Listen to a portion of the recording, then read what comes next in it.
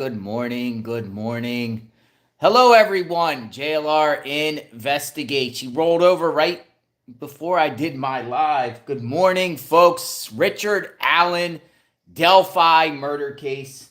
Day 6 just got completed yesterday. Today's day 7, a week now since the trial of Richard Allen started. Look at this little kitty right here. It's my favorite kitty. She's so cute, isn't she? OJ. She misses me when we go on these boots on the ground road trip. Richard, ow, ow, ow. Look at that. Look at that. She's biting me. Ow. Love bites, folks. Love. Ow, ow, ow, ow, ow. Ow, I love you. Look at that. We're playing. It's like cat and mouse. Is Richard Allen guilty or not guilty? What do you think? We titled the video Missing. Yeah, they're love bites. We love that. She loves that. Look at that. Watch. Watch.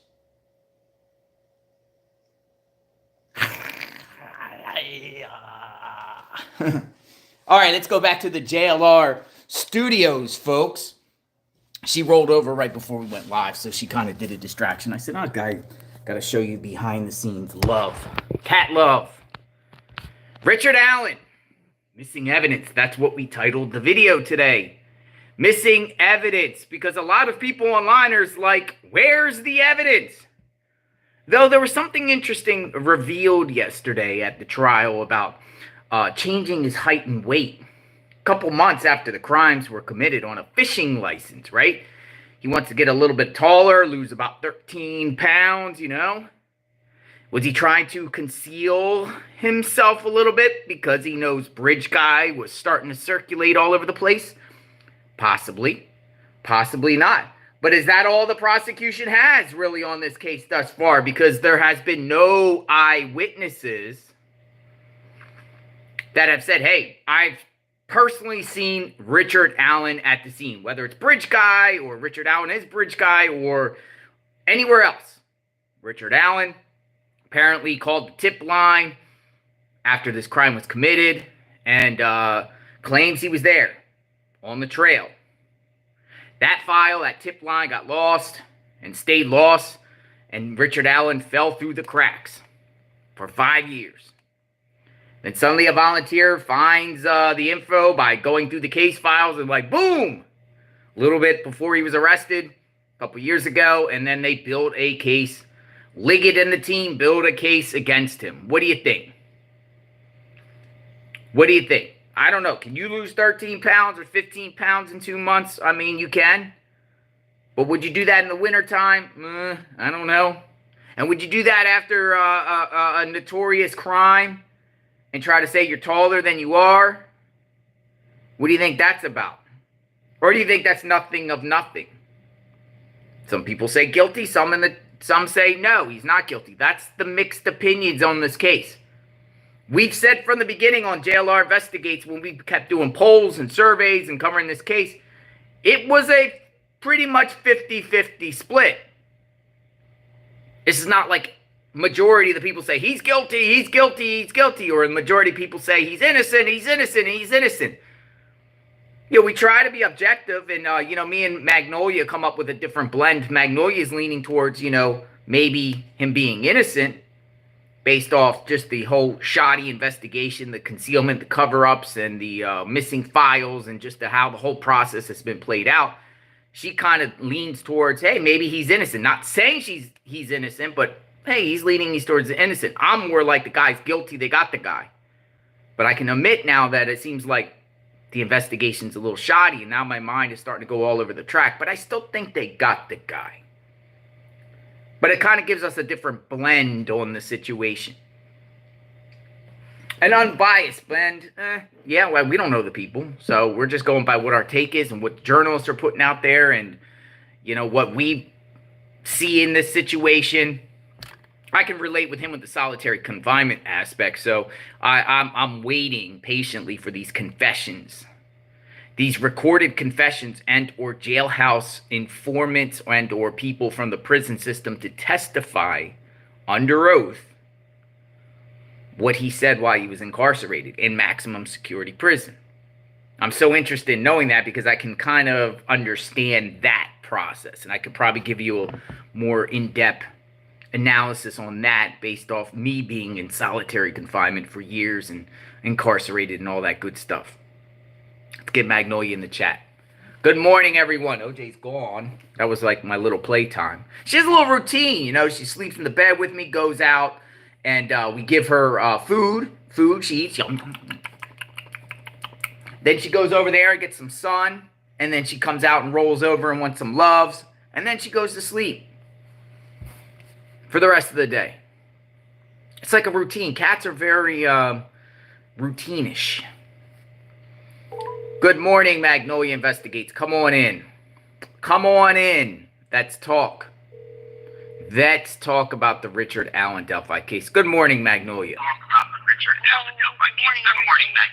I'm echoing a little bit there on your end. Yeah. All right. We titled the video Missing Evidence. What's going on? Yep. Well, today is day 6 of the trial, and it started last Friday, a week ago today. And everyone's kind of wondering where the evidence is against Richard Allen. Seems like across the board, I even see local media raising their eyebrows at this point. Like, what's going on here? Where's the evidence? So it's almost like we've seen more evidence that it wasn't Richard Allen than that it was. That's kind of how this has been going. We talked about yesterday the witnesses that came onto the stand, the supposed eyewitnesses, and not a single one ID'd Richard Allen as the person. So I struggle to understand what the point of bringing those witnesses up was for the state, because it certainly did not help them. And we even talked about the Sarah Carbaugh, the one who got testy with the defense attorney a couple days ago. I read a report last night from someone that was in the courtroom, and they said that when that witness was up there and she was pushing back and saying things like, just being snarky and sarcastic back to the defense attorney, they said that a juror literally raised their eyebrows. Really? Like eyebrow raise? Like? Yes. Yeah. And, people are just talking about, like, just imagine if you're on the jury and, you're taking all this time away from your family, your home, your job, all your obligations. You're forced to wear movies. You're forced to watch certain movies. Right. You're sequestered. You're cut off from the world. And you go into court every day for a murder trial against Richard Allen. And yet day after day after day, the case is just falling apart. And there's no evidence that it was Richard Allen still. I mean, and they've gone, so the beginning of the trial, the first several days of the trial was like the foundation phase, basically just kind of laying out the case, laying out the crime scene, what was found, we went over the autopsies, things like that. And supposedly after that phase was done, they were supposed to, transition now into the case against Richard Allen, which is sort of what they've done the last couple of days by bringing up these witnesses that were on the trail. And then we had several of the law enforcement who worked on the case and people who interviewed Richard Allen. And we've been through all of that, and there's just still nothing. We're still like, where's the evidence against Richard Allen? And just to repeat one more time, I've never one time ever said that I think Richard Allen's innocent. I've never said he might be innocent. I don't know if he's innocent. I have no idea if he's innocent or guilty. I have no clue. It's not my job to prove it, is it? It's the prosecution's job to prove he did it.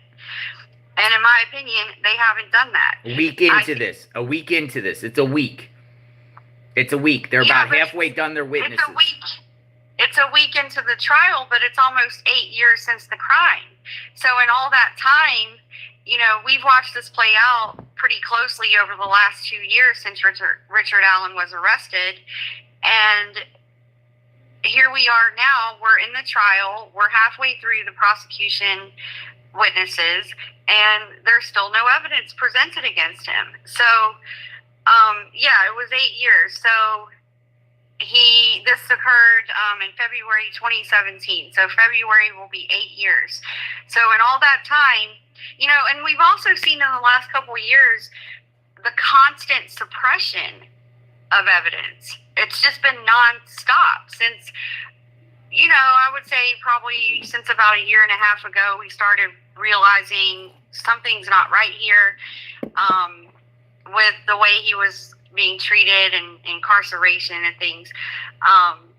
And that kind of, a lot of that stuff got swept under the rug. But, you know, then we've seen ever since the defense filed that Franks motion, ever since then, it's just been one thing after another that's being suppressed. So I feel like if you have to stack the deck that much to even have a chance of winning, you probably don't have a good case. That's the way it looks. And, you know, I've kind of seen the tide turn with a lot of people lately. There are some people who still, I don't know what they're thinking, but, you know, you have certain people out there who just automatically believe anything that's said by a public official. You have people out there that their way of thinking is, well, this person would never have been arrested if there wasn't evidence against them. And so they immediately assume the person must be guilty, otherwise they wouldn't have been arrested. That's the boat I'm in. Think that way. That's kind of the boat I'm in. And I'm in the position, Magnolia, not to cut you off, but I just want to say my position is I want to think they got the guy. You know, me being incarcerating and sitting in the law library for years and years and reading court document after court document, and I can say I've came across thousands and thousands of inmates in my lifetime. Tens of thousands in federal prisons. I've been to 15 different federal prisons. I've crossed probably paths with 100,000 inmates in the course of 10 years. Yeah. I've never once met an innocent person in prison. Never once. In federal prison, it's different than state. But I never once met a fully innocent person in federal prison. I met tons of people that were overcharged, a lot of people that were sentenced to high ends of guidelines, and that's a whole other argument. But actual innocence, never met anyone. Right. So to me, my own experience through that system makes me feel like nowadays, now back in the day, you know, they were arresting people on false confessions and false witnesses. You know, back in the day, the process, the 80s. But nowadays, you got to be on your P's and Q's. And if you arrest somebody, you better have the right person. There's a whole lot of liability and big-time problems if you don't have the right person. I know, but one of the reasons for your argument there is that it is 2024. There's a lot of technology these days. So you would expect that when the person is arrested, there would be plenty of evidence. There would be phone data. There would be video surveillance. There would be DNA. There would be all these things that you could use to prove your case against that person. That's the way it is. And you're right about that. These days, that's pretty much how it is. It's, if someone's arrested, like Brian Kohberger, who literally left his DNA at the crime scene, it's fair to say they got the right guy, right?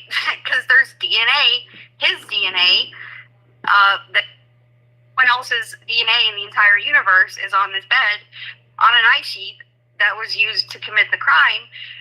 You got to say, yeah, that's probably him. He probably did it, right? And that makes sense. And, most cases, that's what you have. You have evidence. You have forensics. You have all these things.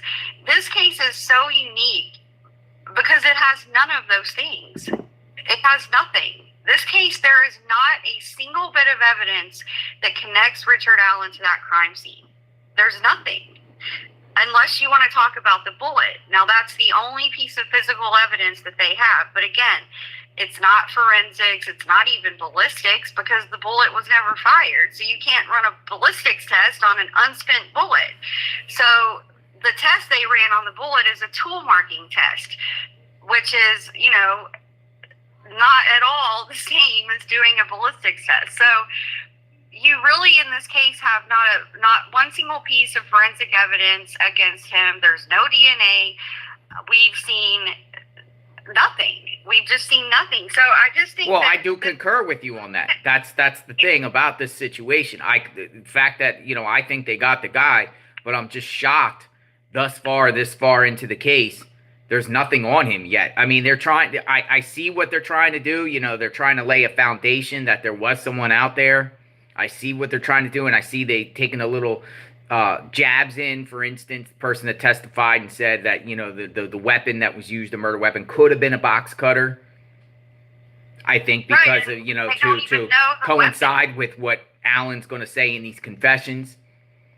You know, the thing that we just heard about this fishing license, apparently, you know, that he applied for with the change of height and weight. Interesting, well, it's a fishing license too, because, you know, I'm just saying little things like that. Little things. Just not smoking gun stuff, just little things. So he increased his height by 2 inches, like every man I've ever met in my life. True. And you think that's weird? Well, 2 months after the fact. Every man I've ever known, and I'm telling you, every man I've known, you ask them how tall they are, they always embellish their height. I don't even know, I couldn't even tell you the height of my ex because he constantly lied about how tall he was. And I think he was actually like 5'8", but he went around and told everyone he was like 5'10" or 5'11". Let me ask you something, Magnolia. It's not weird in any way that he put 2 inches on his height. And also, it's not suspicious in regard to the nature of this crime, because if he increased his height, then he would have been making himself more like Bridge Guy, not less. Well, if you lose some weight, because Bridge Guy is taller than him. If you lose some weight, you look less heavy like Bridge Guy. He didn't lose no weight. You're saying he lost 13 pounds, 13 to 15 pounds. Yeah, he lied. All right, and another thing too, which I find interesting, was that a renewal of a fishing license, or was that getting an actual fishing license? I don't know. I think it was a new fishing license. Well, that I find interesting too, because I'm like, okay, well, maybe he's great, or laying a foundation, at the time, laying a foundation of why he would be out on the trail by saying, I went out there to fish. Yeah. You know what I mean? Like, even though you would have to get a fishing license before, maybe you don't need a fishing license, maybe you do need a fishing license, but I'm thinking, you know, he's trying to establish an alibi, because he knows he's probably caught being out there based off witnesses, so he wants to change up his height and weight a little bit on this. What do you mean caught? What do you mean caught? Well, there's witnesses that he probably saw out there that saw him. But obviously these witnesses can't say it's him. Well, he's probably walking down the trail and he probably saw cars go by, if he's there at the time. If he committed the murder. He told the police he was there. I understand that. I understand that. He already said he was there. I understand that, but, you know, there is people out there that he maybe, while he was walking, thinks, oh my God, this person saw me, this person saw me, this person saw me. So, you know, he's trying to establish a reason for being there. And also wants to change up the appearance a little bit to make him not be Bridge Guy. By putting stuff on record and getting stuff down on record with applications and things like that. I don't know. I mean, I don't know if there's more, but I just think that's odd. I personally think that's a little odd. I'm not saying that he's guilty all based off that. I just think that's odd.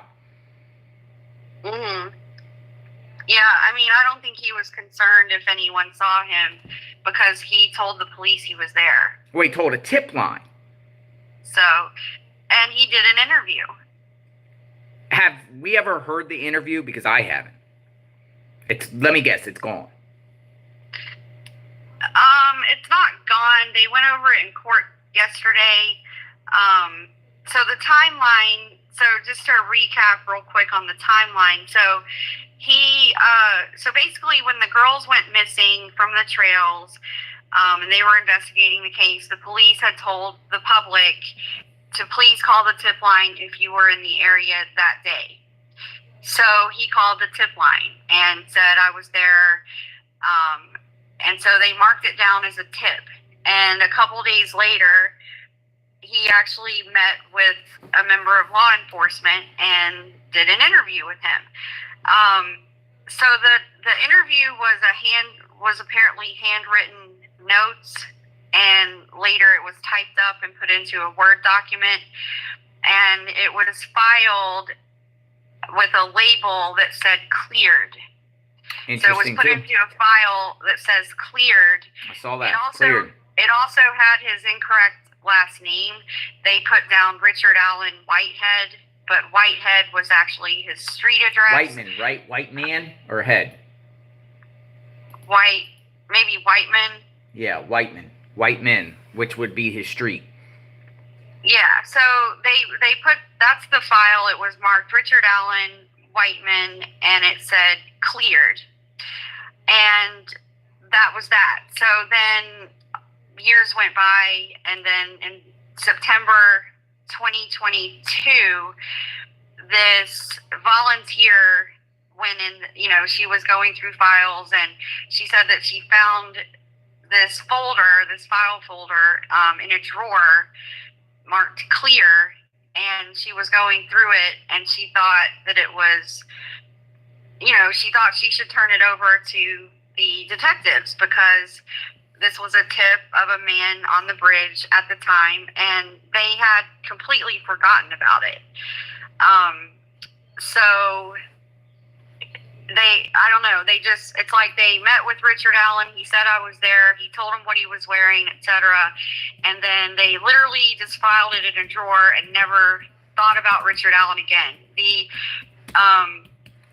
There's Mullins, I think was his name. Mullins, was that the one who met with him? He got a question from the jury, the one who did the original interview, Doolin. His name is Doolin. He said, he was saying that about what happened with the interview, and then the jury actually asked him, why did you never go any further with Richard Allen in all those years? Like, why did you never bring this back up again? And he pretty much said, like, he didn't know. Like, I don't know. Well, so the jury thought it was weird that they had talked to Richard Allen right after the crimes and then never revisited him for all that time. So the jury pointed out that was strange. Yeah, and in the word cleared. Now, this is a reminder to anyone out there in true crime that says when a suspect or a person of interest or suspect on an unsolved case, well, they've been cleared. They've been cleared. The law enforcement. No. Looks like in this particular case, Richard Allen was cleared. And guess what? Years later, boom! So he was obviously not cleared in the mind of police.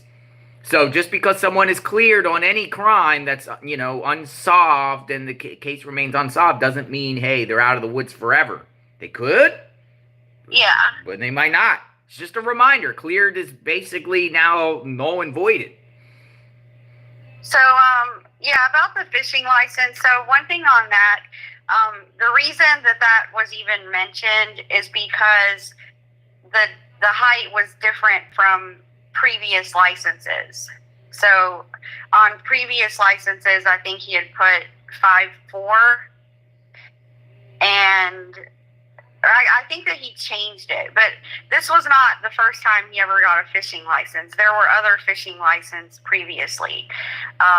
So the officer who looked it up and found this fishing license, he testified yesterday, and Rozzi asked if there were several references on previous licenses to Allen being 5'6".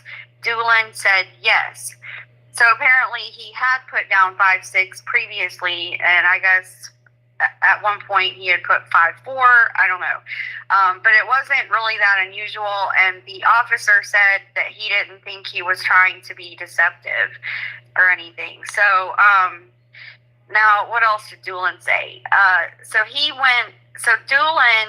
This officer Doolin, he went to the crime scene. He said he went multiple times, and he said his first time at the crime scene was February 17th when he saw sticks and branches piled up at the crime scene. He said the sticks had blood on them. Whoa. But the crime scene had already been released. That's what I was about to say. How 17th? Whoa, that's days later and they still have blood and sticks? Yes. On the 17th, he said, so he's the one, so we mentioned that a few days ago about the sticks being left out there till the 17th or whatever. And so this is the commentary from this officer, Doolin. He said the sticks had blood on them, but the crime scene had been released. That means there was still police tape up, but it was not secured by the police. So he said he called the investigative center to report the sticks with blood, and someone came to get them. And then he was also asked, Rozzi also asked him, was it unusual to find an unspent shell casing in the woods? And Doolin said, no, it's not unusual. He asked about the Sig Sauer. He said, is that a popular gun maker? And the officer said, yes. And if the Smith & Wesson ammunition was popular, and he said yes. And maybe Matt can answer this. I saw Matt's in the chat, Matt Black. Hello, Matt Black. Great work, Matt Black, on Twitter. Matt Black has posted lots of updates. He puts a lot of different sources and a lot of people's take on the case in his tweets. Yeah. Great job. Yeah, there's been a question as to the type of bullet, and it's been said, I think that in the opening statement, if I'm not mistaken, I believe Nick McClellan referred to it as a Winchester brand, but I think it's actually a Smith & Wesson brand, and that's actually kind of important because that goes to the evidence returns from the search warrant. The type of bullets that they found at the house when they did that. So he said, basically, he was establishing hold on.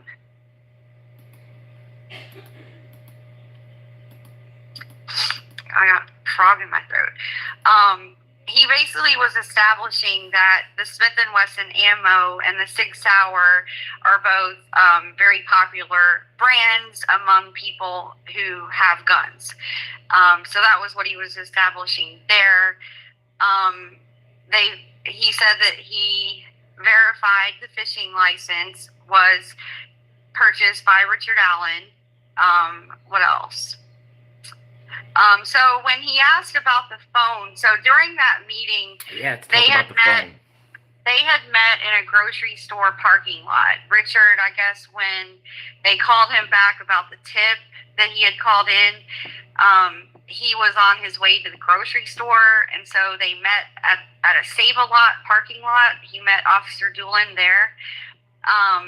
And Rozzi asked him if he had looked at what was on Allen's phone. And Doolin said no. He just asked Allen for his phone's ID number. So at that meeting, he apparently didn't really look too close at the phone itself. He just asked for the phone ID. What do you get out of the phone ID number? Is that justification to get the contents of what's in the phone? What does that mean? Well, remember that one big thing we learned with the Brian Kohberger case was that they don't actually need the physical phone in order to find out where that phone was. So remember, during the Moscow 4, those first 2 months of investigating, they did not have Brian Kohberger's phone, but they had his phone number, and they were able to, use that and get information from the phone carriers and by getting that information, they're able to then use things like FBI CAS, the PIN registers, tap and trace, all that different technology they can use without even having the phone. So before they even arrested Brian Koberger and actually took the phone into possession, they already had a ton of information that helped them arrest him. So if you get the phone ID from someone, they can put that into the file, and then if they need to, they can use that to go and try to get more information on that particular phone. Now, fast forward 5.5 years later, they did the search warrant on his house, and they retrieved 23 devices, but they did not find the phone that he had in 2017 at the time. So, okay, so it has been confirmed. Okay, because we were just wondering at the time, when we heard that information yesterday's morning segment, we were like, well, maybe, he didn't have a phone in 2017, but now it said that he had a phone, right? Well, he also told them in his interview that he was using his phone while he was on the trail. He said that he wasn't paying too close attention to anything, but he was walking, and because he was monitoring a stock ticker on his phone. So he did tell them he had his phone on him that day, and he showed the cop his phone and gave them the ID number. Well, there's a few things said thus far in this segment that disturb me, right? Phone ID. For the fact that a law enforcement would ask a potential suspect or witness for a phone ID, but not record the interview, is disturbing to me. Like when Richard Allen sat formally with the officers, why didn't they record it?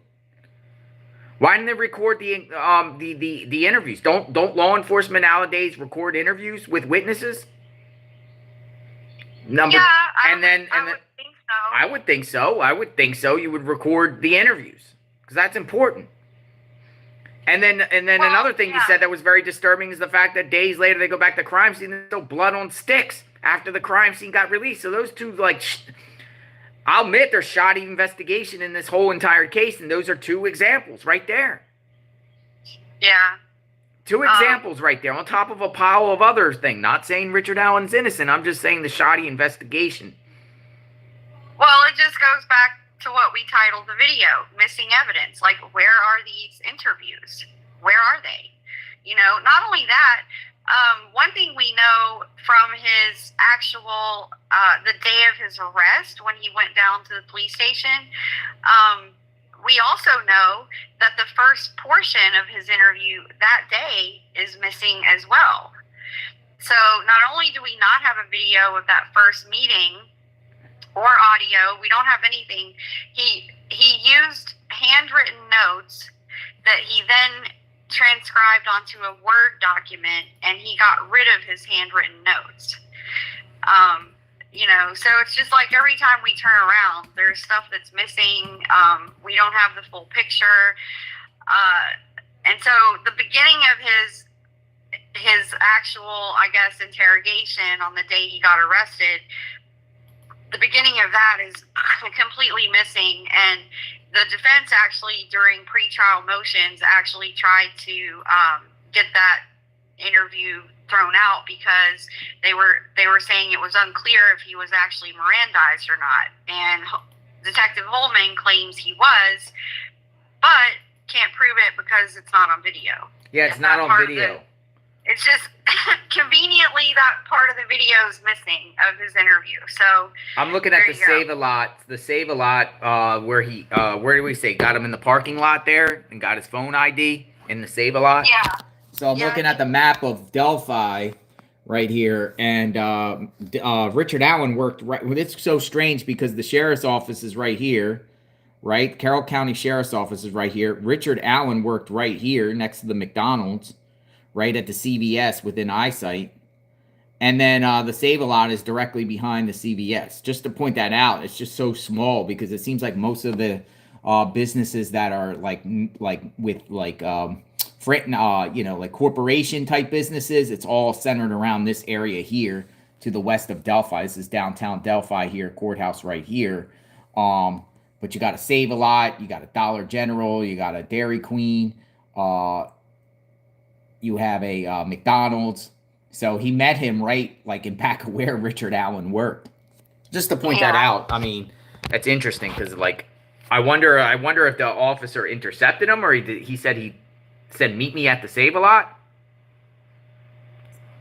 Yeah, I think that he was, the way it was characterized, it sounded like Richard was already out and about running errands, and he was on the way to the store, so they met up there. That's weird. Something just tells me they intercepted him. At the Save-A-Lot. What? Something tells me they intercepted. I mean, why would somebody say meet me at the Save-A-Lot? Why not come down? Why not come down to the office? Why not come into the room? Why meet at a place? I just think that's weird. My opinion. I mean, a potential suspect, and you say, "Hey, we're gonna just meet at a public place."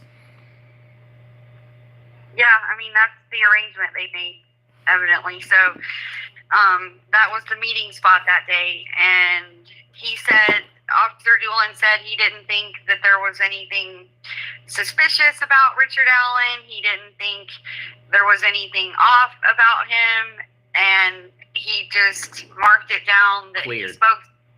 They filed it as cleared and moved on. So that's how it went down. Now the other person, another testified yesterday was Tony Liggett, the infamous Tony Liggett, the sheriff. The one who was up for re-election at the time of Richard Was it re-election or election? Wasn't he election? Yeah, wasn't he just a deputy at the time and he was running for election? Yeah, and actually he was asked about that by the defense attorney yesterday. The defense attorney was like, "So did you think that making an arrest in the Delphi case would help you with your election?" And they said that Nick McClelland objected. He was very upset by that question. Tony Liggett. It was funny because yesterday that happened with George Gasson when they were like, "Are you doing this because of your re-election?" And he got so mad when they even suggested it. So yeah, apparently Nick got pretty mad whenever that was suggested that he could have been doing it just to help his election. But yeah, so he talked about what all did he talk about? So he went through kind of like the video, the 43-second bridge guy video. He says that he thinks he hears the girl say, "That be a gun." Liggett said that? That's what he testified on the stand yesterday. That be a gun.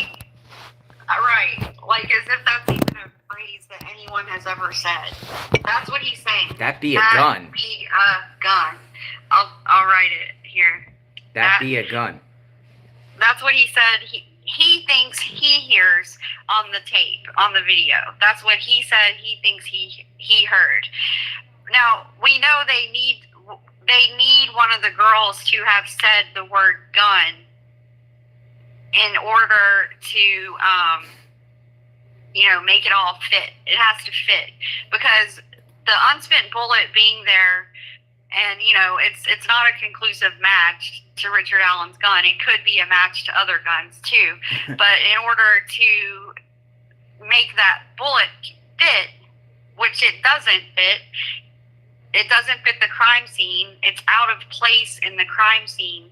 So in order to make that fit with Richard Allen being the one, they need the girls to have said the word gun, to have been aware that there was a gun, in order to make it all fit together. So it requires a lot of speculation to put it all together. I just don't see any proof here. Well, so Rocket Queen in the chat said Liggett looks like Bridge Guy. Look, I'm not saying Liggett is Bridge Guy, but I mean, maybe there's an argument that Liggett is Bridge Guy. I don't know. You know what I mean? That's crazy. Yeah. Anyone can be Bridge Guy, I guess, right? Everyone's Bridge Guy. Everyone is Bridge Guy because Liggett kind of, I don't know, man. Is Liggett Bridge Guy? That's interesting. Yeah. I mean, anyone could look like Bridge Guy. Where's Bridge Guy? It's get a compare. We should get a comparison here. Since no one has ID'd Richard Allen on the on the trail yet, or even ID'd Richard Allen as Bridge Guy, though Bridge Guy had a bunch of clothing on. Who is Bridge Guy? Who is Bridge Guy? And Liggett's #1 donor, or a very good donor, or a person that's trying to advocate for his election at the time, is the one that pulled up the old case file. What was their name, Magnolia?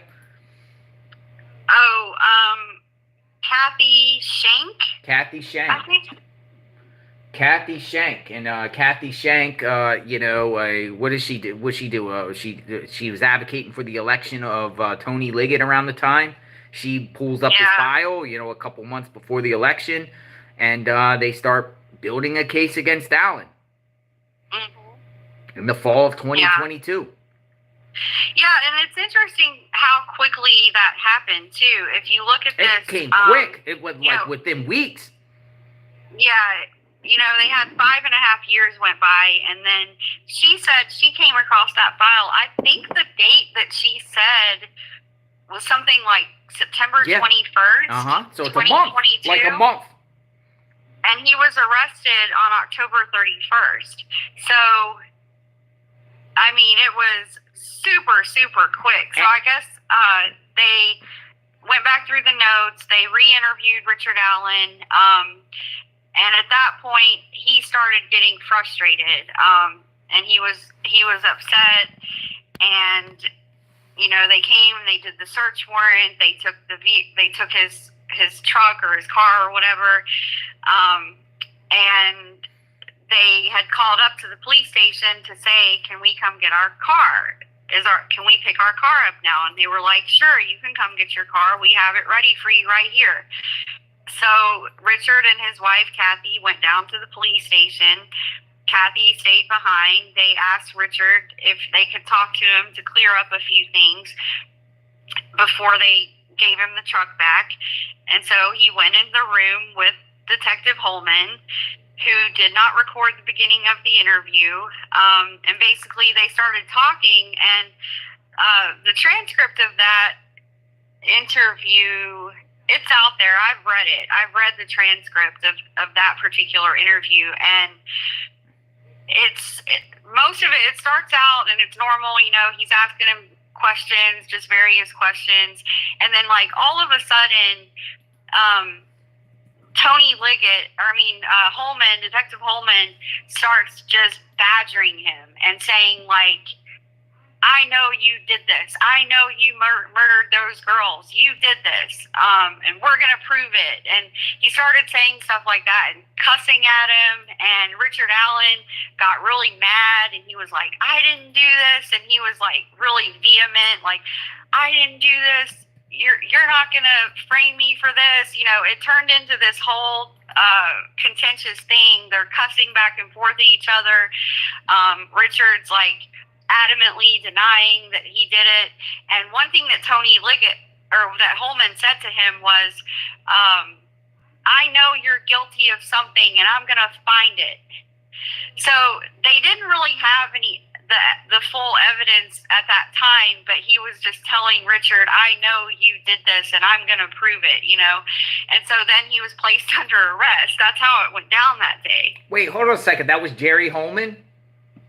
Yeah, he's the one that did that interview with him as right before the arrest. The arrest happened at the end of that interview. Jerry Holman and the victims' families went to CrimeCon. Oh, brother! Look, the victims' Jerry Holman spoke at CrimeCon about the case. I mean, that's crazy. Talking about a case before the integrity of investigation, but talk about a case. Crazy. But that was in 2020 though, before Richard Allen was arrested. Yeah, so going back to Tony Liggett on the stand yesterday, he didn't have a good day. It was not a good day for Tony Liggett on the stand. So they said, let's see, let me find some of the good parts of this. Somebody else said in the chat, Holman looks like Bridge Guy. I mean, everyone's Bridge Guy, I guess. Everyone is Bridge Guy. Everyone's Bridge Guy, but no witnesses thus far have said Richard Allen is Bridge Guy. That's the important thing about this trial. To prove beyond a reasonable doubt, you got to have somebody that says that, hey, I saw Richard Allen there. Yeah. And thus far, even though he self-admitted he was there, none of the witnesses the prosecution has presented thus far has said that he is Bridge Guy. I think that's very important. Yeah.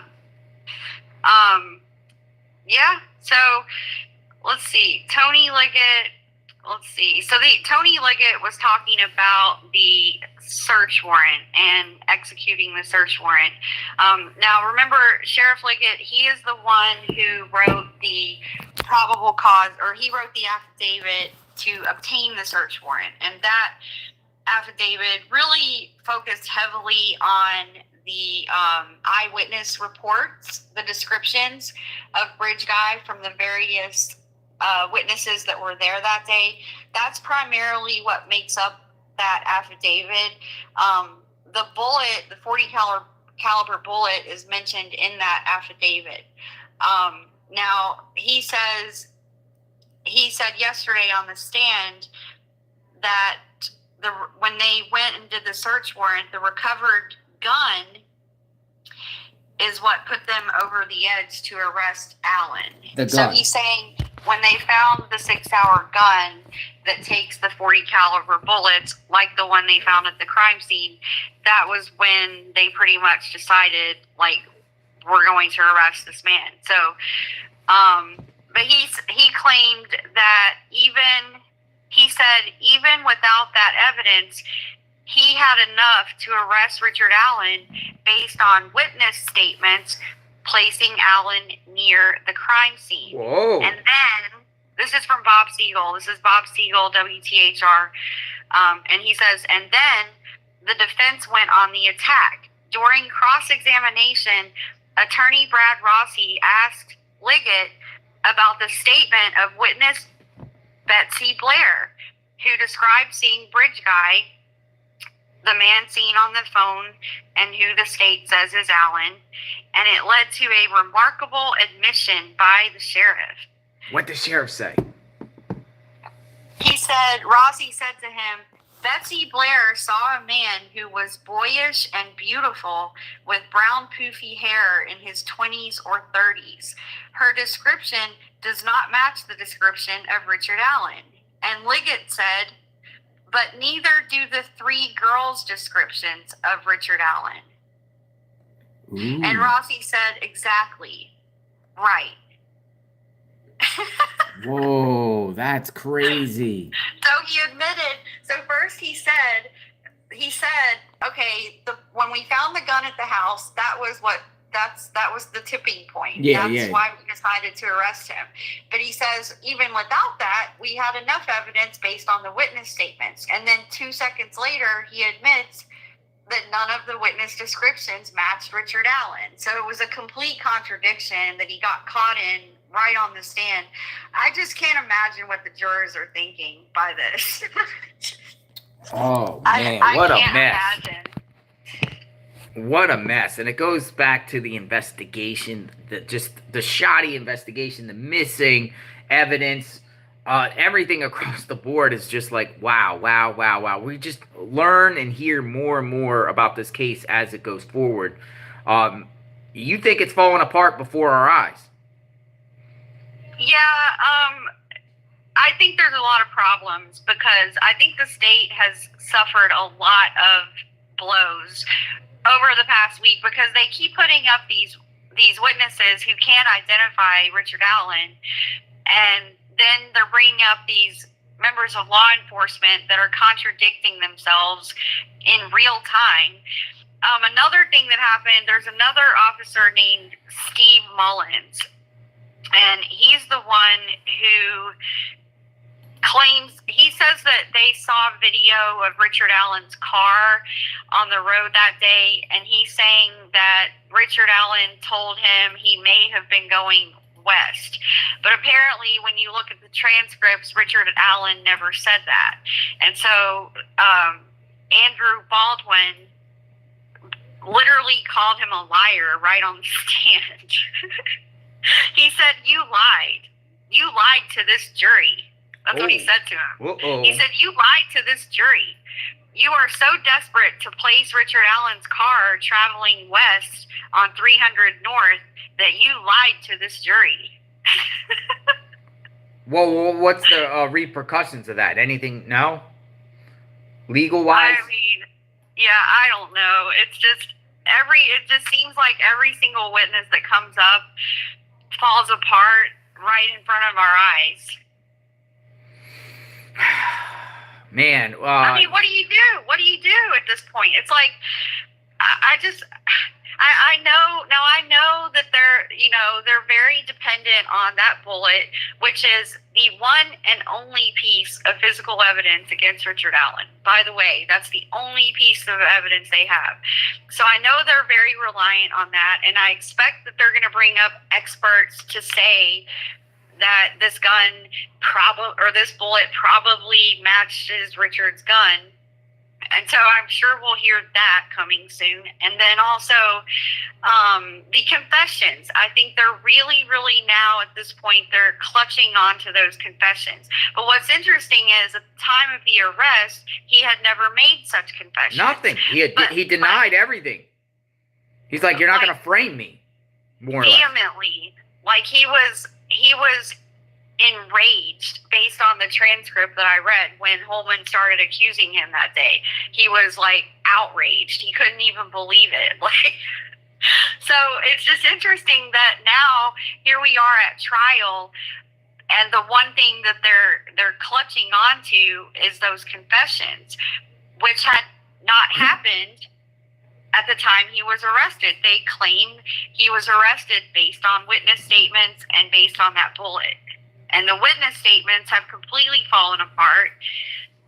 They might as well have not even brought those witnesses up on the stand. I still don't understand the point of why you would bring up witness after witness who can't ID your suspect. I think that's crazy. I don't know why they did it, but yeah. So that seems what they're really grasping onto now is the confessions. And so I guess we'll be hearing the confessions. You know, they're well past halfway of the witnesses that they said they were going to call.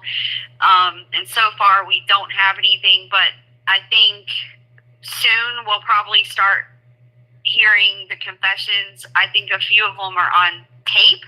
So I think they're going to play those in court. And bring in witnesses regarding the confessions, and see where they go, see how that works out. We don't know yet. We don't know what was said specifically in the confessions. Nick McClellan claims that he said things only the killer would know. Now, so far, they have not shown us that. They have not proved that, but maybe they will. Yeah, but is it possible with what only the killer would know based off court records that we haven't seen or affidavits or anything that Richard Allen and his attorneys reviewed that had got into Richard Allen's mind to say stuff like that? Maybe while he was incarcerated, like did Richard Allen in his defense know some stuff based off that we have, the public has never seen, and that might be the reasons why he might have said some stuff? Could that be a possibility? Yeah, I think so. I think maybe because the arrest happened in October 2022, and then the time frame of the confession was April and May, I think. Maybe throughout the month of April. So by that point, he will have seen stuff, the crime scene photos and different evidence along those lines. Or even the interrogation that he had with law enforcement that day that we don't know about. Him, speaking to law enforcement the day, in October, and maybe they revealed some stuff to him or asked him some questions, and it just stayed in his mind. And he's using some of that stuff said in these delusional rants that he did in April. Whether they're legit or not remains to be seen. But maybe there's stuff within that conversation that he learned and just, started rambling off. Yeah, because, it's from October to April, that's almost, that's 6 months. And so by that point, he had been incarcerated for several months. He had his attorneys. So yeah, I think that they would have definitely shown him a lot of the pictures, the crime scene pictures, different evidence. I think he would have necessarily had to have seen that stuff. So that's a really good point you're making, because it's not as if it would hold more weight if he had confessed prior to the arrest, before he had access to crime scene evidence. So if he had confessed, because the reason they withhold certain things from the public is so that they can protect the integrity of the investigation. Right, and they can catch someone who says something that only the killer would know. So it would hold a lot more weight if he had done the confession prior to his arrest. But like you're saying, I mean, 6 months into it, he would have already seen all the stuff. He would have already known. So it's almost like, now that I'm thinking about it, Nick McClellan saying things only the killer would know, things only the killer would know, and the defense attorneys, and the defendant, and the prosecution, and all the law enforcement. So at that point, at the stage that he made the confessions, those facts of the crime scene were no longer only known to the killer. You see what I'm saying? Yeah, well, it would have been lots of people by then who knew. It would be a lot different if he originally got interviewed, before his arrest in October, and he revealed stuff in that interview only the killer would know. Then you have a problem. But this is not the situation, because I know some people in the chat. It's like, hey, he confessed, and even I'm in the boat. Like, he confessed, but these confessions were not in the original interrogation or anything to do with, right before he got arrested. These are confessions 6 months into, after being arrested, plus being in solitary confinement in a maximum security prison. Right. While a psychologist says his mind is deteriorating rapidly, and she put it down on the record at the beginning of April, his mind just started going into la-la land. Yeah, and also another thing, if Nick is saying things only the killer would know 6 months, if he's using that phrase, things only the killer would know 6 months into his incarceration, then that would necessarily mean that they were still hiding evidence from the defendant. So that would be an admission that they had not turned over certain evidence. So for him to say things only the killer would know, Great point. I don't think that holds water at that stage, unless he knows that they withheld information from the defense team. All right, so is it a possibility in the next couple of days the prosecution brings a witness that says that Allen's bridge guy, or do you think they would have done that by now? Yeah, I think the eyewitness portion is over. It ended with a bang with Sarah Carbaugh getting testy with the defense attorney. So I think that portion, they're probably finished with that. So you have a nothing burger on that aspect. So now it's now it's next is to convince the jury the bullet's his, and the bullet, he was there at the crime scene because his bullet's there. I mean, the bullet in the confession seems like that's their last. We're down to so it's almost like, the three biggest things that they had were the witness accounts, the bullet, the confessions. Well, the witness accounts are null and void. Well, now. didn't McClellan say it comes down to three things: bridge guy, the bullet, and the confessions? Didn't he say that at the opening? He said bridge guy, the bullets, and the murder of two little girls. Well, bridge guy it seems like has passed at this point, because no one can say Rowland is bridge guy. Mm-hmm. Even though he could be bridge guy. He probably is bridge guy. I think he's bridge guy, but they haven't proved it. Yeah, and we talked about this before. It's like, as far as witnesses haven't proved it. But let's just all assume that he is bridge guy. I mean, I can agree, for argument's sake, that Richard Allen is bridge guy. Sure. But you know what? Richard Allen told us he was on the bridge. So how does that prove anything? It doesn't. It doesn't connect him to the crime scene. And they have one law enforcement officer after another who has come up. By the way, the crime scene technicians, detectives, all these people have been coming up one by one and telling the court there is no evidence that links Richard Allen to the crime scene. There's no evidence that links Richard Allen to the girls. So one person after the next keeps saying that. And I just wonder, like, the jury must be like, what is going on here? This is horrible, man. If you like, think what about are we it, doing? this might end very badly. And when I say badly is, I feel either side. I really do feel like this. I'm not saying Richard Allen was going to walk, but I feel at either side there could be a holdout, either, a couple feeling like he's guilty or a couple feeling like he's not guilty, and we ended up in some sort of mistrial. Hung jury. Well, yeah, someone earlier in the chat used the word mistrial. I don't know. What would it take to declare a mistrial? I can't imagine Fran Gull ever doing that, but what would it take? Well, she would probably play dirty if it comes out that there's one juror holdout or whatever. They'll probably try to remove that person and bring in an alternative to, you know what I mean, saying this person's not going with the flow and the status quo, whatever, you know what I mean, and try to kick that person off. Uh-huh. That's a we gotta keep, in order to secure a conviction. It's tough. It's tough because at the same time, the optics of this, you're talking about two little girls. Two little girls that died, and a monster out there that murdering two little girls is like the most egregious thing you can possibly do out there in society. And you're just going to let a monster out on the street. And I think a lot of jurors are going to be hesitant on that. Yeah. Thinking, what, this is the guy, even though the prosecution couldn't really prove it upon a reasonable doubt, even though you're supposed to do that in reference to the jury, but the jury might just say, I'm not letting this guy go. I can't. I don't know. Who else did it? I mean, you got two little girls here. Yeah. So what happens? Because I just said, I've been telling you offline a lot, Magnolia. I'm just like, I can't see how they're going to just let this guy walk. Right. Yeah.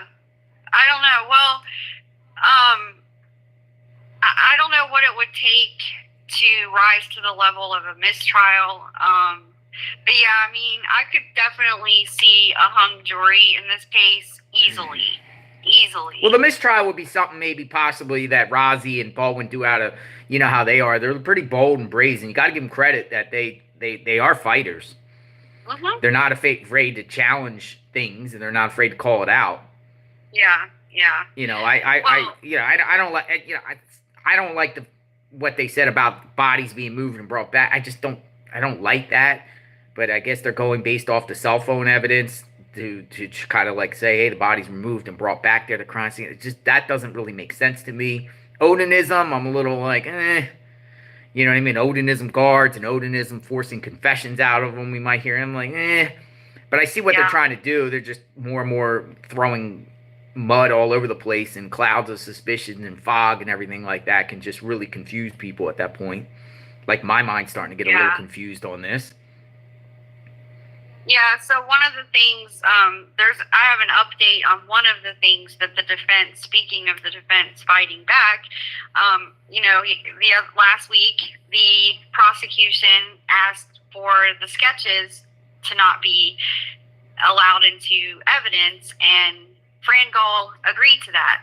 But then Betsy Blair, in her testimony on the stand, mentioned the sketches. So the defense filed a motion for those sketches to be allowed back in. And the update is, drum roll, denied. Denied. More and more denials, right? Yeah, she denied that again. So the sketches are still not going to be entered into evidence. There you go. What else transpired, Magnolia? Spit it out. What else? What else is going on? Yeah, one thing that stood out to me that I thought was interesting, was when Richard Allen, when they first met with him after he called in his tip and said he was on the bridge that day, he made reference to seeing 3 girls on the trails. He made a reference to seeing 3 girls. He said 2 were younger and 1 was older and looked like she was babysitting the 2 younger girls. That kind of stood out to me when I saw that in someone's post, because it's supposed to be 2 girls, not 3, right? But we know the older sister, Kelsey, dropped them off that day. So did Kelsey actually go out on the bridge with them? Did Richard Allen see Kelsey, Libby, and Abby? Is that the 3 girls? When he says 3 girls, 1 older, 2 younger? Because I don't remember ever hearing that Kelsey actually went on the trails. I always thought Kelsey just dropped them off. Dropped and rocked out of there. So that sort of stood out to me. I thought that was kind of weird. Trooper's mom said, yes, Magnolia, I believe she did. So, yeah, that kind of stood out to me because I never considered that Kelsey could have been on the bridge with them, because we've always just heard that she dropped them off. It was the 2 girls. But Richard Allen specifically said he saw 3 girls, 2 younger and 1 older. And that would describe the trio of Kelsey, Libby, and Abby. So that's just something that I noticed. I don't know if it means anything, but I did notice that. And people were saying also that Kelsey had all the passwords to her sister's account. So, yeah, I just thought that was an interesting little detail that I picked up when I was reading all these updates. So, I don't know. Make of that what you will. But that's what he said. He said he saw 3 girls that day. Also, he was asked if he was asked in that first interview if he was the guy on the bridge in the bridge photo. They asked him, is that you in this picture? And he replied, if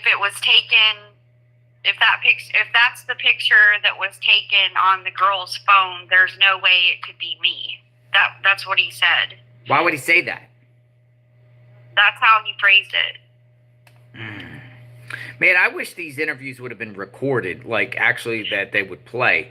But I think a lot of policy, like for case in point, I think a lot of things have were missed here. Particularly, remember when we went to the bridge the other day and there was cameras all over the bridge? Why didn't they have cameras at the bridge at the time?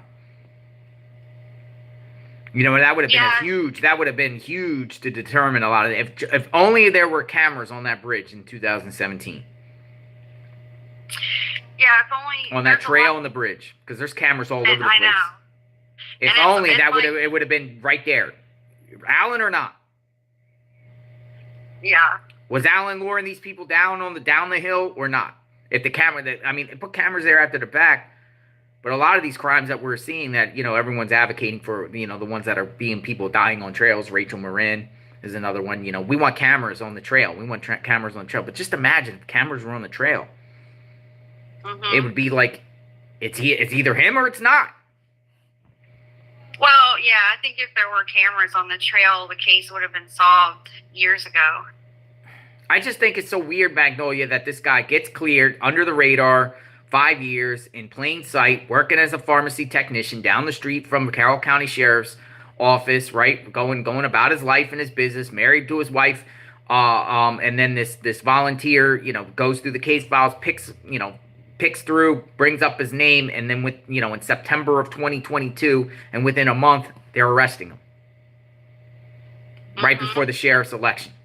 Really, really fast. Really fast, because, all these years, it's a lot of times in cases, authorities have a suspect in their mind, it just takes them a long time to build.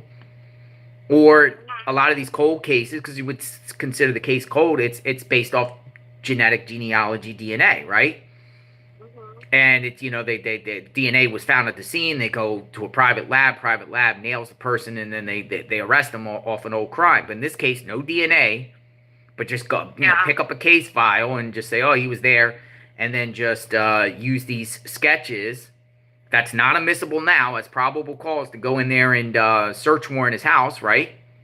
Mm-hmm. He denies it totally to the law enforcement, yet they arrest him. Yeah. You know, it wasn't like he wasn't even on the radar. No, not at all. In fact, they specifically said he was not on our radar. And the person who met with him in the parking lot that day, just a few days after the crime, he said he never even thought about Richard Allen again. He never thought about him again until the tip file resurfaced in 2022. He literally said, I never thought about Richard Allen again. And the jury was like, why not? You know? Unbelievable, right? It's crazy. It's crazy what the now again, like my position is, if a guy is so innocent, folks, wouldn't you think the guy would be like he's being labeled as the worst of the worst? Like there's no, I mean, you are sitting in prison, in maximum security prison, around inmates that, you know, despise what he is being charged for. I mean, I would think I would be screaming day in, day and night that I did not do this, but the silence here is very suspicious to me. Why? Why isn't his wife out there, his parents out there, you know, contacting ACLUs and different organizations, the Innocence Project and everything like that, demanding a coalition of people saying, you have the wrong guy. He didn't do it. Rick didn't do it. Rick didn't do it. Please. They have my husband. They have my son. I have my, you know, in prison right now for something he didn't do. But they're not, it's just quiet. It's like letting Baldwin and Rozzi do all of it, but he's just been quiet. Uh-huh. That to me is red flags. I mean, imagine you being charged out there, any of you, for a crime you didn't commit, and your liberty's taken away, and you're sitting in prison every single day, every single minute counts. And you're sitting there for something you did not do. And not only did not do, but the worst crime humanly possible. Your reputation is absolutely destroyed. Gone. History. And you're not going to sit there and say a word? Well, I think his lawyers are speaking for him pretty loudly. They are, but his behavior too. But, you know, this might work. This strategy might work. It very well might work. Well, when you have attorneys, they speak for you. They do, but if you're also innocent, you're going to scream you're innocent. You are? I would. Would you? If an adult male gets charged with 2 counts of murdering 2 children and is sitting in prison, you're just going to stay quiet? Mm-hmm. And let everyone belittle you, harass you, and yell at you, and throw things at. I mean, you know, I'm telling you, Richard Allen, he was probably subjected to people in the prison there that were screaming in the vent, "Let me have him! Let me have him! Let me have him!" There's a lot of things we probably don't know, and I can just tell you how inmates act. Whenever there's a child molester or somebody that does something to a child that comes into the prison system, it's the sharks. The inmates are the sharks, and they're fresh meat. And they'll do anything. They'll extort them, assault them. They'll do anything if they can get their hands on them. And if they can't get their hands on them, they'll taunt them. They'll go bang there and say, they'll go by their cell and kick their door and say, "Chomo," you know what I mean? And just every day, all day. Yeah. I mean, remember we were in Delphi and we were talking to those former inmates in the prison maximum security, the ones with the tattoos all over them that pulled up in the truck next to us? Yeah. Yep. What did they tell us? What happens to the Richard Allen accused types in prison in Indiana? What did he tell us? Yeah, they said he wouldn't have lasted unless they had him in protective custody. These are guys that pulled up. They had tats all over their face and arms. And they were just 2 country guys, and they pulled up to us. They also said that they believe that he could have been coerced because that type of thing does happen with threats in prison and things like that. Yeah, so they kind of said that Indiana prison is a little bit wild. They said Aryan Brotherhood. They didn't say anything about Odinists. They said the Aryan Brotherhood controls the GBs or GDs, Gangster Disciples. I guess that's like a Chicago type gang. Yeah. The GDs and the Aryan Brotherhoods control the prisons in Indiana. Yeah, I mean, I don't know. People are saying, like, a lot of people are like, he's guilty, he did it. So, it's very possible that Richard Allen is the killer. He could have been bridge guy. He could have been the one that took them down the hill, murdered them, and did all of the things that he's accused of. That is certainly possible. But if that's the case, the prosecution has to prove it. And they haven't. I haven't seen them have it. I don't know why this is hard for people to understand. If he's guilty, if he did this, the burden is on the state to prove he did this beyond a reasonable doubt. This is criminal justice 101. I don't understand why this is so difficult for people to understand. You can believe all day that Richard did this. You can believe he's the bridge guy. You can believe that he killed them. He slashed their throats. He did all these things. He stole their underwear and their sock, by the way, that are missing from the crime scene. You can believe that all you want to. But this is America, and we have a justice system that says innocent until proven guilty. The point is, they have not proven that he's guilty. In fact, they have not presented a single piece of evidence that he did do it. We have yet to see any proof in this case so far. The only thing that has been proven thus far is that Richard Allen was on the bridge that day, which is what he said in the first place. What killer do you know calls a tip line and says, oh yeah, I was there? I mean, come on. Yeah, that's pretty bold. And we discussed that yesterday, particularly, knowing that they're going to come in and take your phone from you. So if you did it, they're going to take, they're going to warrant you up. Right. And I'm not saying Richard Allen is innocent. I've never said that, ever. Not one time have I ever said, I think he's innocent. To repeat, I don't know if he's innocent. I don't know if he's guilty. Not a single one of us knows. Not a single one of us knows. But it's not our job to prove it. It's the state's job to prove it. And so far, their case, day by day, hour by hour, minute by minute, has completely fallen apart. Every witness they put on the stand has backfired. That's what's happening. I hate to tell people that, but that's where we're at. We are at a point in this trial where they have not proved a single thing against Richard Allen. So that's what they need to do. If we believe Richard Allen is guilty and we want justice for the girls, we need to hope and pray that this prosecution has some sort of evidence that they haven't presented yet. That's what we need to hope for, because otherwise, I believe this jury is sitting here shaking their heads, wondering what in the world we're doing here and how did we get here. That's what I think the jury's thinking. I've heard people say different reactions from the jury, literally sitting there raising their eyebrows at these witnesses. Innocent till proven guilty. That's why we're here. We're waiting for the proof. If Richard Allen did this, I want him to be convicted. I want him to be in prison for the rest of his life. That's what I want, because the families deserve that. The girls deserve that. What they also deserve is a fair trial.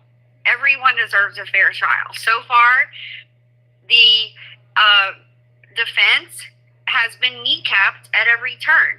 They haven't been able.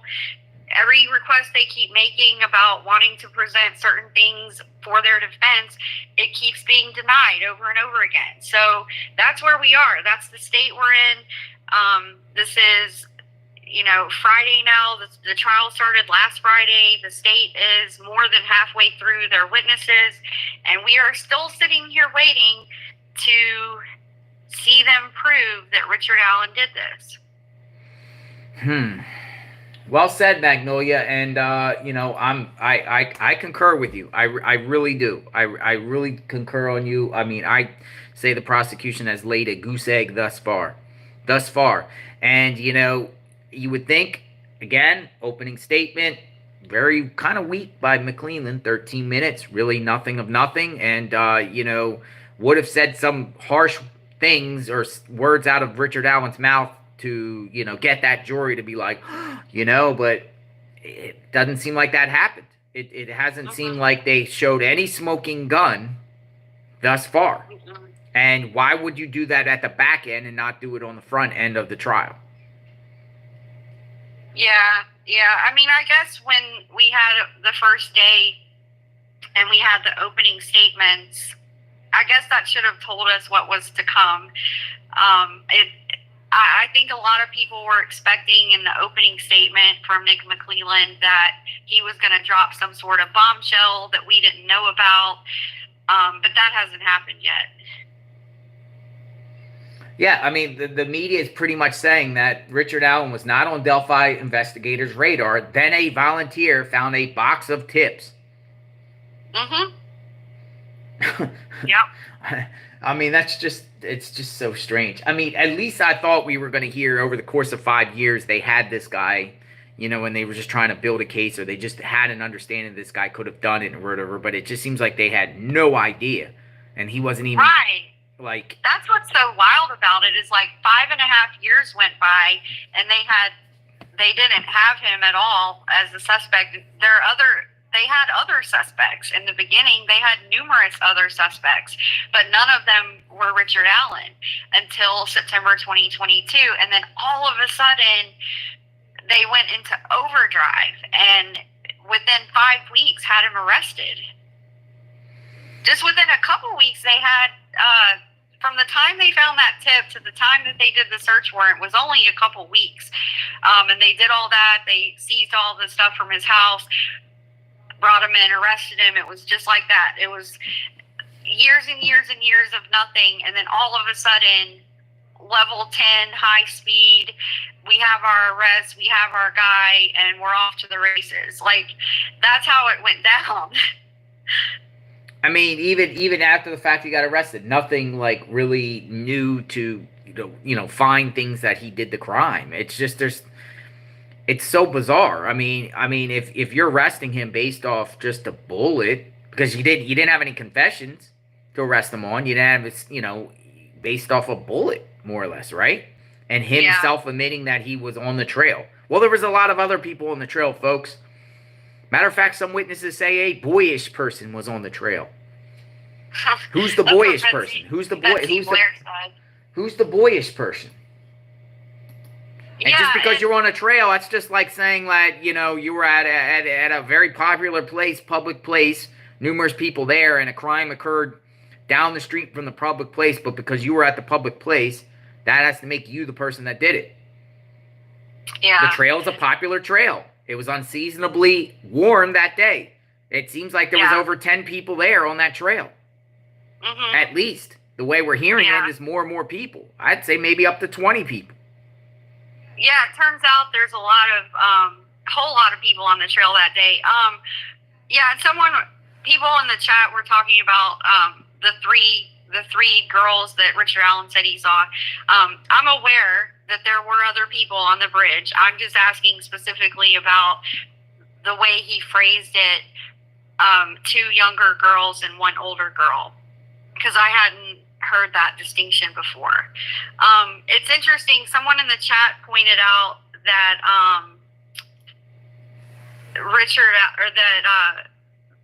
Bad Mom Bree said right after Logan died, they went after Allen. That's actually an interesting point. Ron Logan died in 2022. What date did he die? And what was Logan subjected to? Like, what did they do to Logan? Did they keep bringing him in there? Did they warrant his house? Did they go all over his property? Like, I heard they warranted things. What exactly did they warrant on Logan? Yeah, they did a full search warrant on his house. I think it was about a month after the murders. Well, that's a big deal. I mean, search warning someone's house like that, you know, you got to convince a judge probable cause to do this. A crime was committed. Mhm. I mean, was just the probable cause the fact that the girls were found on his property enough, sufficient to go into someone's home? I don't know.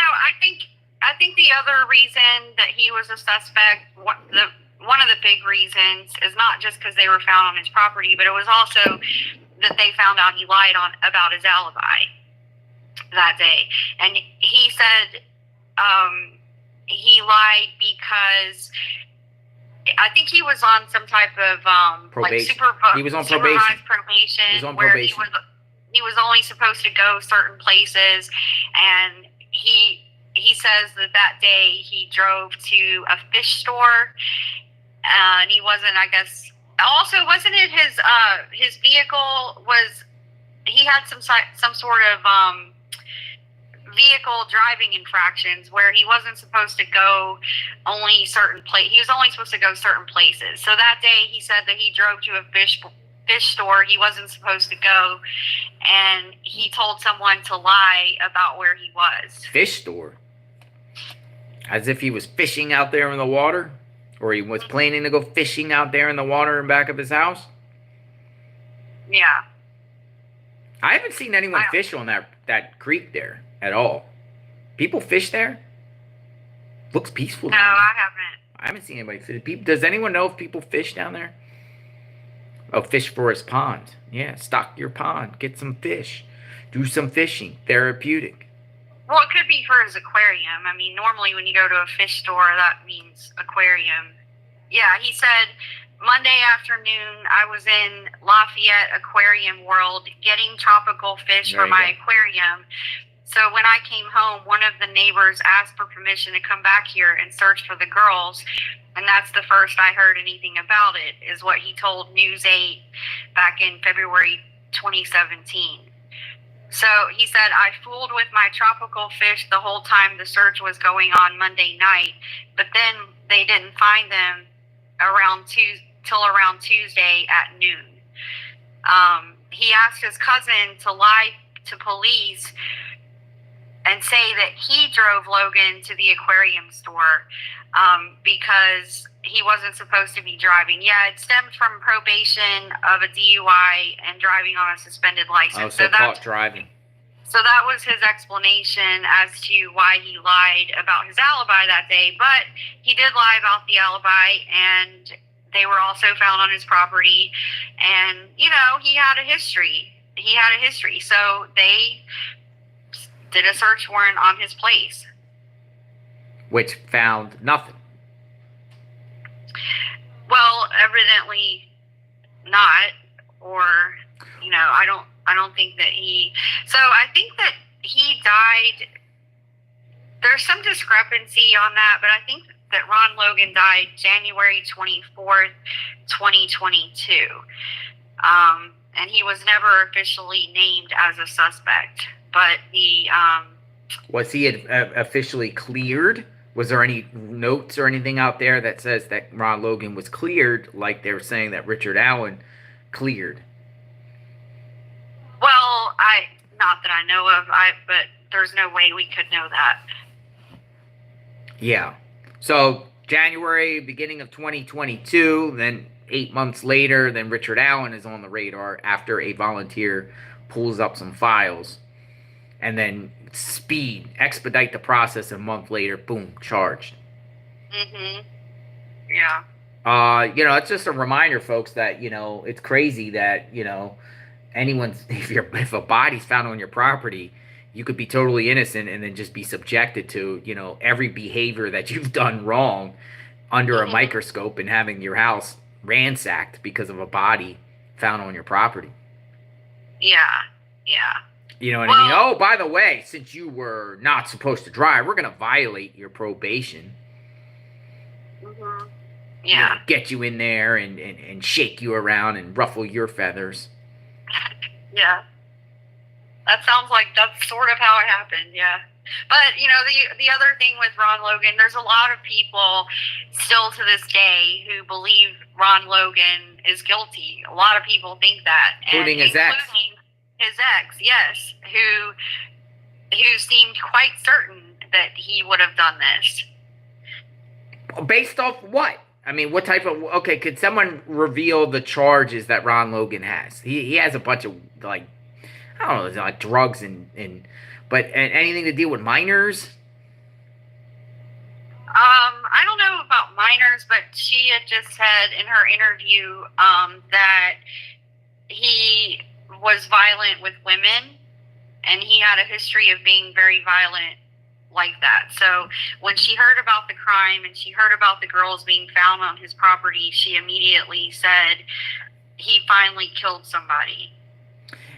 In some profilers, or even like the New York law enforcement practice, would always think that criminals would start out, on minor petty crimes and work their way up till they do a really egregious crime, opposed to someone that's never been in trouble before and then suddenly does the most egregious thing. Yeah, I mean, it does. The criminal profile would fit someone like Ron Logan much more than it does Richard Allen.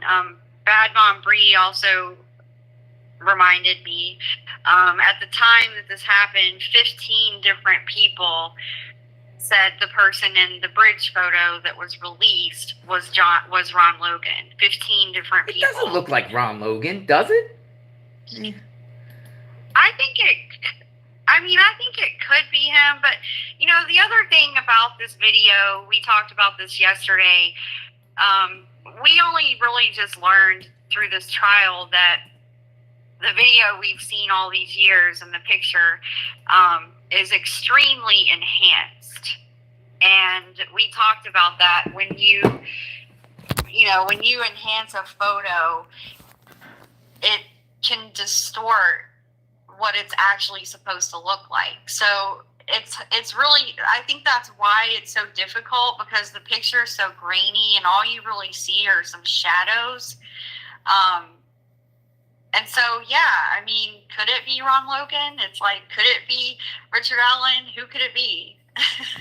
Well, I mean, I see, I've always see this little shadow here, and I always think that little goatee that Allen has.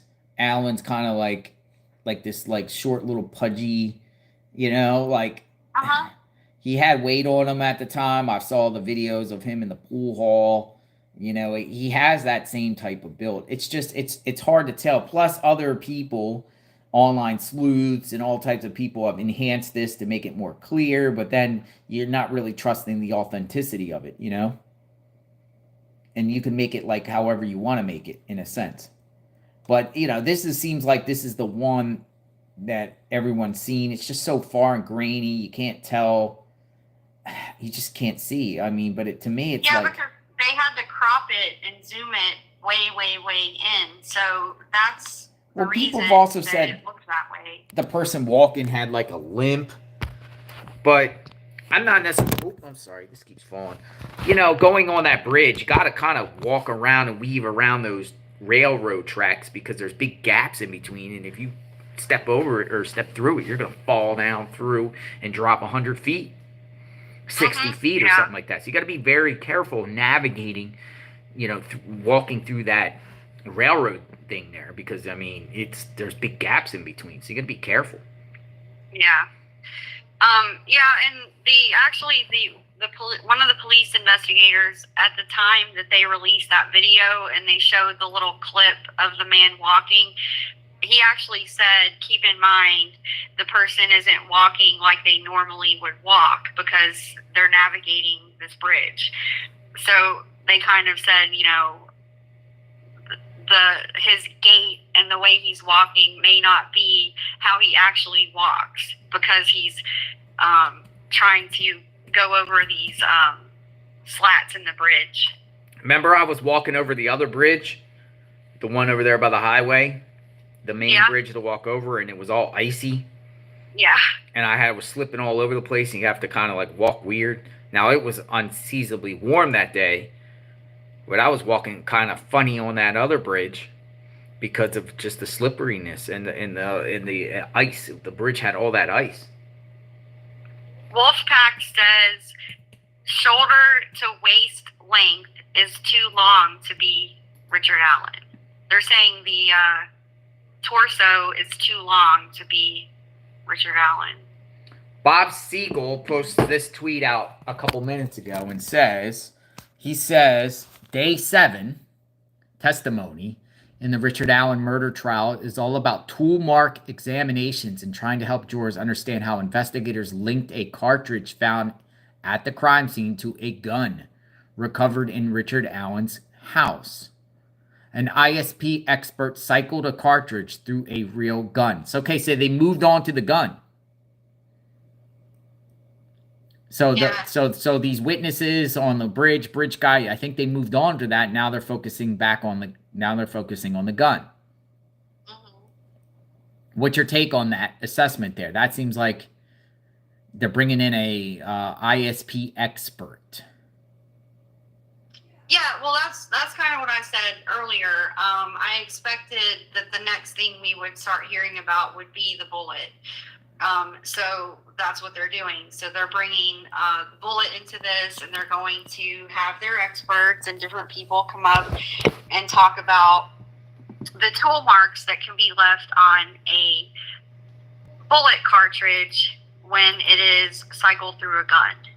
So they're going to explain all that. We'll see how that goes. we will see how that goes. But the defense, by the way, so the defense, that was another thing. The defense has their own gun expert named Mr. Tobin that they were going to have testify, and Fran Gull denied that. So she's not allowing them to have their expert witness. Why, though? Well, why does Gull keep denying the defense opportunities to bring people on? Like, what is up with Gull here? Mm-hmm. But even if Richard Allen is found guilty, just the denial of these motions over and over and over, I mean, you got to expect that it will all be in an appeal. Oh, yeah. Well, if he's found guilty. He's found guilty. But so far, like, our take, I mean, we're not jurors. We're not the jury. I mean, and Fran Gull is giving these jurors instructions to not talk to one another once you leave, and not discuss the case, and not go on the internet, and not read around, and not read news articles or anything like that. But man, what do you think the jurors are thinking individually, like, on this? Well, I mean, they have to just be scratching their heads at this point. Karen Lee pointed out, we talked about this too.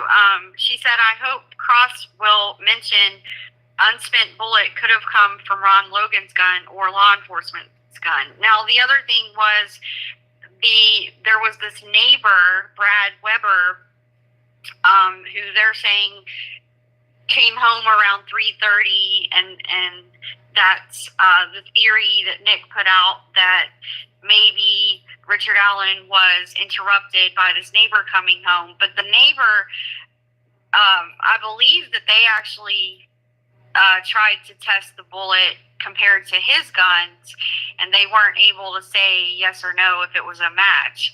And then with Ron Logan, I don't believe they did any testing at all with regard to the bullet and his guns. So that's what Karen's pointing out. It's an unspent bullet, so it has these quote-unquote tool markings, but it's much, much different than a bullet that has been fired, because when you have a bullet that's been fired, they can go through the ballistics testing and, prove that it came from a certain gun. An unspent bullet is much harder to prove that it came from a certain gun. So I'm looking at the map here. And, I don't know where Weber lives, but I think Ron Logan lived here. This is the trail. Girls' bodies were found somewhere down here, right? Richard Allen was supposed to park over here by the old CPS building. Yeah. Around here. This is the other bridge. This is the actual parking lot where like, if you park the parking lot, walk down the trail, boom, boom, boom, boom, boom. This is where Libby and Abby got dropped off. They came here. This is the trail. This is the bridge right here. This is the cemetery, right? There's a cemetery. So where's this Brad Weber? Where does he live? Because the girls were found a little bit in this area on Logan's property, around the corner, around the bend, across the Deer Creek. Where did he live? Did he live here? Does anyone know where? I may have a better map for you. 1 second. Yeah. Matt sent this to me yesterday. Let me send this to you. Well, here's a map that labels all the different properties. But here's the thing about it is, it's for Richard Allen to be parked at the old CPS building up the road by the other bridge, right? They're filming a bridge guy at 2:13. You can't walk there in 15 or 5 or 2 minutes when the defense says that he's out of there by 2:15. It's just it's not happening, folks. It's just not happening. All right, so yeah, I see the map here. All right. So they were found over there on Ron Logan's property near the creek. The Weber property is on the other side of the creek. Gotcha. Okay, so Weber lives on the other side of the creek. So it is relatively close to where the bodies of the victims were found. Mm-hmm. So he's on the other side of the creek. That's interesting. Okay, because I thought maybe he would be up by Ron Logan's house. So he's on the other side of the creek. And then right next to Logan is a person named Mears. And then the city of Delphi. Yeah, and I think the Mears, when they say, they make reference to the Mears entrance of the trails, I think that they're referring to the Mears property, that area. Yeah. When they say Mears, they're referring to that. So the prosecution has said that they think Richard Allen had planned to have his way with the girls down there, but Brad Weber came home at 3:30 p.m. and Nick McClelland thinks that may have interrupted him, and that's why he didn't go through with the sexual assault. However, he murdered them instead. That's what Nick McClelland has speculated. So right here would be Brad Weber's house right there. Looks like it's right there. And then across the creek, girls' bodies were found. I mean, that's still, you got a massive amount of trees and everything. Now, the trees were down then. I mean, I don't know how far the distance is. Man, I didn't know that he lived on that side there.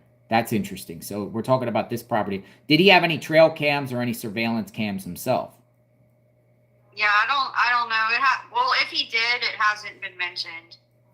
But yeah, so just to clarify, so there was no evidence of any type of sexual assault with the girls.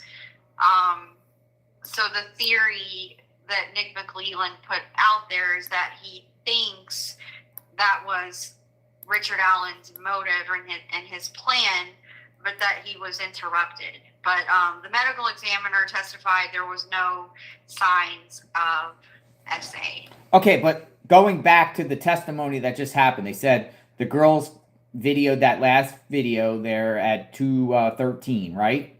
Mm-hmm. 2:13. So they would be right around here, right? Now you have Richard Allen's defense is claiming he was out of there by 2:15, which he was parked way up here. But then also the testimony says the phone last was on, 2:32, or last moved to 2:32, about 20 feet in elevation? Yeah, it was between the time of the video and the time the phone stopped moving. They could tell that it had changed in elevation either up or down by about 20 feet. Okay, well, I mean, we went to the bridge there. Somebody said it was about 63 feet from the bridge to the bottom there. There's also, right here, there's also, trails that take you down here. The girls' bodies were found in this general area, right? Mm-hmm. So it is reasonable to say from 2:13 to 2:32 is 19 minutes. Yeah, based off the trail and going through and navigating the lane, yeah, it probably takes about 20 minutes to get from here. But how in the world would Richard Allen, parked way over here, be able to be out of here if he's bridge guy 213 and be out of there by 215? Way over here where he parked. Right. It makes no sense. It takes like a half hour. Not a half hour, but it takes about... Make it impossible. And so that's why, the defense claiming in their opening statement that there's evidence he was leaving by 2:15, that's a really, really bold claim. Yeah, you're going to have to prove that. They better be able to prove it. Because if you don't prove that, that alone might be insulting to the jury. Yeah. Right? Because they'll be like, whoa. I thought you, Mr. Baldwin, I thought you said your client, they might be thinking, I thought you said your client said, I thought you guys said that he wasn't there at 2:15, but you haven't shown nothing. Yep, that's what they said, though. That's what they said during the opening. It's a very bold claim, and we'll see once they start. Once it's their turn to present their case, we'll see what type of evidence they have along those lines. But I saw someone else. I saw a comment on Twitter earlier, and someone pointed out that if there was proof that Richard Allen was gone by 2:15, we wouldn't be here right now. Yeah, wouldn't be here. Where's the digital proof? I mean, he has that 217 phone where they got the what do you call it? The phone ID number. He had a phone. Mm-hmm. That phone would be able to prove right there, the time he left. Mm-hmm. Right? Yeah. All you got to do is, get a warrant and find out its exact coordinates and locations. So, but now that phone is magically disappeared. Yeah. Right? Gone. Yeah, the actual phone they did not find. Geofencing. Yeah, the geofencing also has been suppressed. That's another thing that Fran Gull denied. The defense wanted to bring in the geofencing information. From what I've heard in previous court filings from the defense, they claim that there were 3 phones in the area that day, but none of them belonged to Richard Allen. Why only 3, though, if there's so many witnesses saying there's so many different people there? I think at this certain time frame, they're saying there were 3 phones during this certain time frame, but none of them belonged to Richard Allen. And so they were going to use that geofencing information to help their case. But Fran Gull denied that. So they won't be allowed to use any geofencing, which is interesting because the geofencing is another investigative product of the state. And so it's weird that they keep suppressing their own evidence and their own investigative findings, like the sketches, like the geofencing. There's several different things now that were part of the investigation that they're not allowing into the trial. Man, again, like, I think jurors are going to just be so confused about this whole scenario. And I think there's going to be some jurors that are just not going to buy it. I mean, unless they all band together and feel like the confessions is it, or the bullet, like it's being discussed right now, is it. But thus far... Yeah. Oh, and one thing about the bullet, too, that I thought was interesting, I had sent you this clip from Nancy Grace. Philip Dubé, he's a guy that we follow on Twitter. I believe he's an attorney. He testifies at trials and things like that. He was on with Nancy Grace, and the subject of the bullet came up. And he told Nancy Grace, because Nancy Grace was like, they found a bullet that matched his gun. He did this, he's guilty. And Philip came back and he said, well, I don't even know. He's like, I don't even think the bullet is relevant. He said the bullet's irrelevant in this case because they weren't shot. Let's listen to him. And he made the case that it's not relevant at all. Yeah, I'm going to listen to it right now. Let's listen. This is a 1-minute clip. Nancy Grace and this gentleman named Philip. Let's listen and just see what she says. Trial attorney. He doesn't sit back and read depots in an office. He's in the courtroom fighting it out. Philip Dubé, this is very powerful evidence because, you know, markings on bullets, it's irrefutable. It's like a fingerprint. So if this bullet came from his gun, he's up the creek without a paddle, because the other suspects, and yes, there were other POIs, persons of interest, which they will use to their benefit, but none of them had this gun. I don't see why it's relevant, to be honest with you, because these girls weren't shot. It would be one thing if they found a bullet lodged in their rib cage or they found spent shell casings at the scene. Let's be honest here. An unspent shell casing does not prove a murder. At most, it proves presence. That's it. And who's to say that that shell wasn't there before the girls were brought there? So I don't know how they're going to temporally prove his connection to the dropping of that bullet, that casing, at or near the time of the actual double homicide. So therefore, I think it's temporally and legally irrelevant. Well, that's why Philip Dubé wins all of his cases, because he said that with an absolute straight face. And actually, that's a legitimate argument. How do I know that Richard Allen hadn't been in those woods before? Interesting. It is a good point, Magnolia. Where are you at? I can't hear you. Are you there? Yeah, I thought that was really a good clip because, you know, Nancy Grace said what a lot of people are saying. Like, if the bullet matched his gun, then he's the guy, you know? And Philip made an argument that the bullet itself is not even relevant, and he seemed to convince Nancy that he had a good point, and she had to admit, wow, well, that's a good point, you know? So, but I responded to him. He posted that on Twitter last night, that clip, and I responded to him. I remember when Richard Allen was arrested, and I remember the reports where they said an unspent bullet was found at the crime scene. And at the time, I really had just started following the case, and so I just remember hearing, okay, the bridge guy, the video, the unspent bullet, and the different things that they were reporting. And I remember thinking at the time, what does an unspent bullet have to do with anything? I didn't understand at the time, like, I don't get what that has to do. Yeah, but you got a vast amount of land. You got all those trees and everything like that, and you coincidentally have a bullet that supposedly belongs to Richard Allen right by the bodies?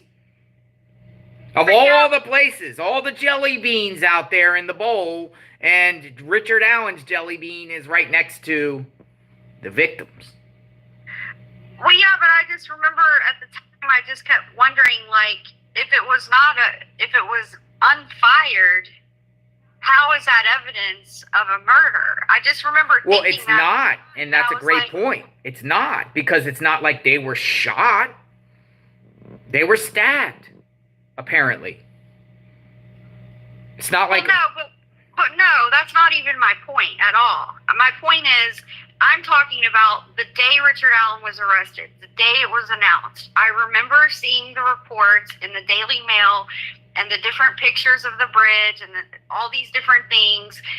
And I remember the detail about the unspent bullet. And I wondered, what could that have to do with anything? Because if it's not a fired bullet, it wasn't used to commit the murders. At the time, we didn't know how they were killed because they didn't release that information for a really long time. We didn't find out how they were killed until last summer.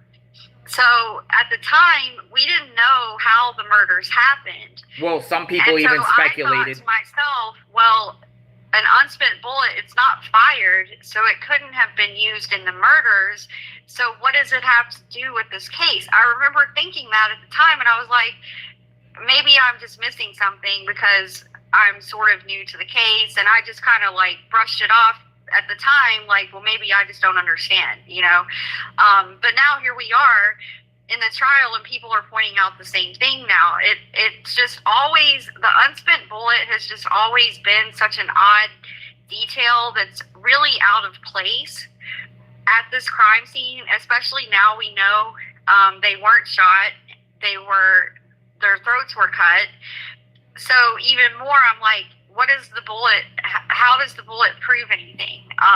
And they're going to try to say, the prosecution is going to present evidence today from their experts that say the tool markings matched his gun. That's what they're going to explain. They have to figure out a way for that bullet to make sense. They have to explain what it has to do with this crime. In order to explain what that bullet has to do with the crime, it requires speculation. It requires you to imagine that he had a gun and he cocked the gun and the bullet fell out and he used the gun to coerce and threaten them. So you have to imagine that scenario in your mind.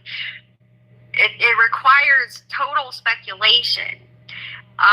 So it still is not proof. That's the problem. Yeah, Magnolia, also, you know, the fact that the unspent bullet was there, and we saw that in the affidavit. Most people online, you know, talking about this case, assume that the victims were shot, and that's how they died. Because they're like, oh, well, the victims probably were shot, and one of the bullets there just got out of the chamber, but then, lo and behold, they weren't even shot. Right. So it's just, yeah, the unspent bullet has always been such an odd little detail. And so that what they're trying to do now is they're trying to make it fit. And so that's why you have a couple, like Tony Liggett claims he heard on the video that be a gun. They need one of those girls to have said the word gun in order to make this all fit. So again, you're speculating, what is it that I heard on that tape? And different people hear different things. You know, so there's a lot of speculation to do with that bullet in general. Yeah, Defense Diaries put out a tweet, and they said the state's firearm examiner, former ISP Melissa Oberg. So that's who's on the stand. For anyone that wants to know who is on the stand, the Defense Diaries, who isn't this gentleman here with the Defense Diaries? Isn't he? Doesn't he have a spot on the defense team or something? That was said.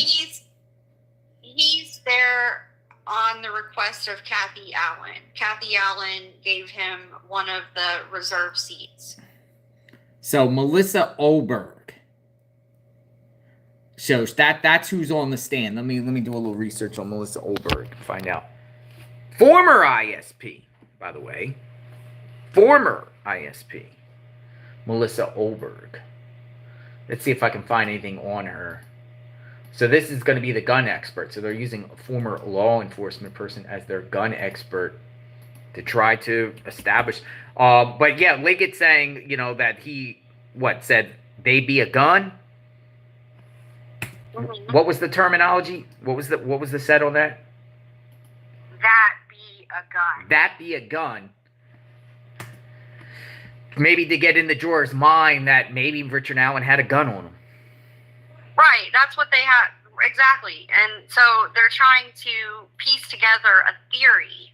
They're trying to put together a theory. And the theory is that he had a gun and the girls saw that he had a gun and therefore complied with his instruction to go down the hill. And I guess to explain the bullet being found, that you have to basically say that he pulled the slide back and the bullet was ejected.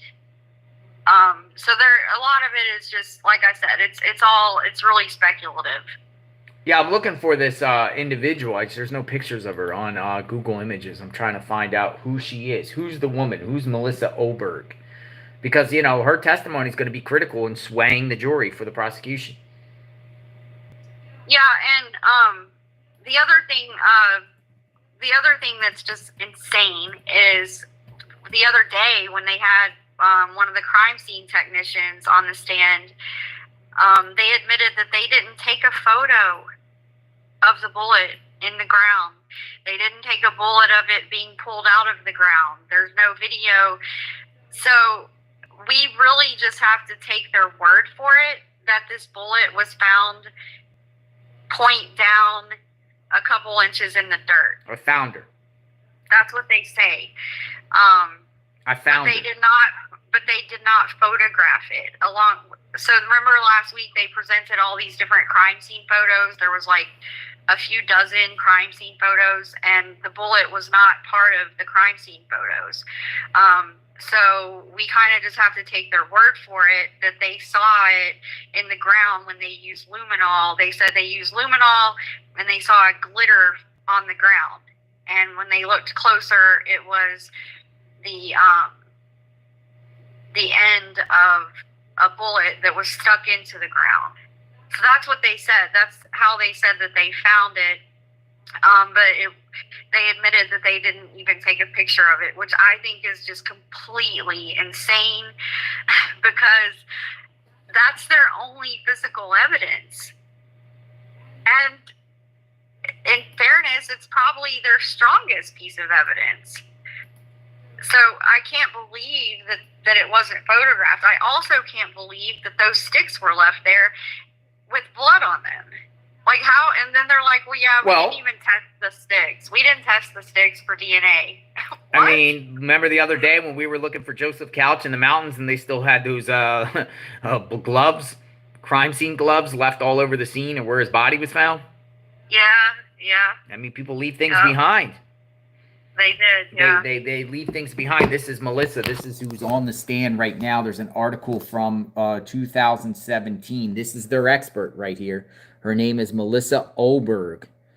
And it says in this article, November 1st, 2017, shows a tank used to help test firearms in the firearms unit at the State of Indiana Forensic and Health Science Laboratories. Guns are shot into this long tank of water and the bullet is recovered. The bullets are used then for comparison purposes. So this is their gun expert.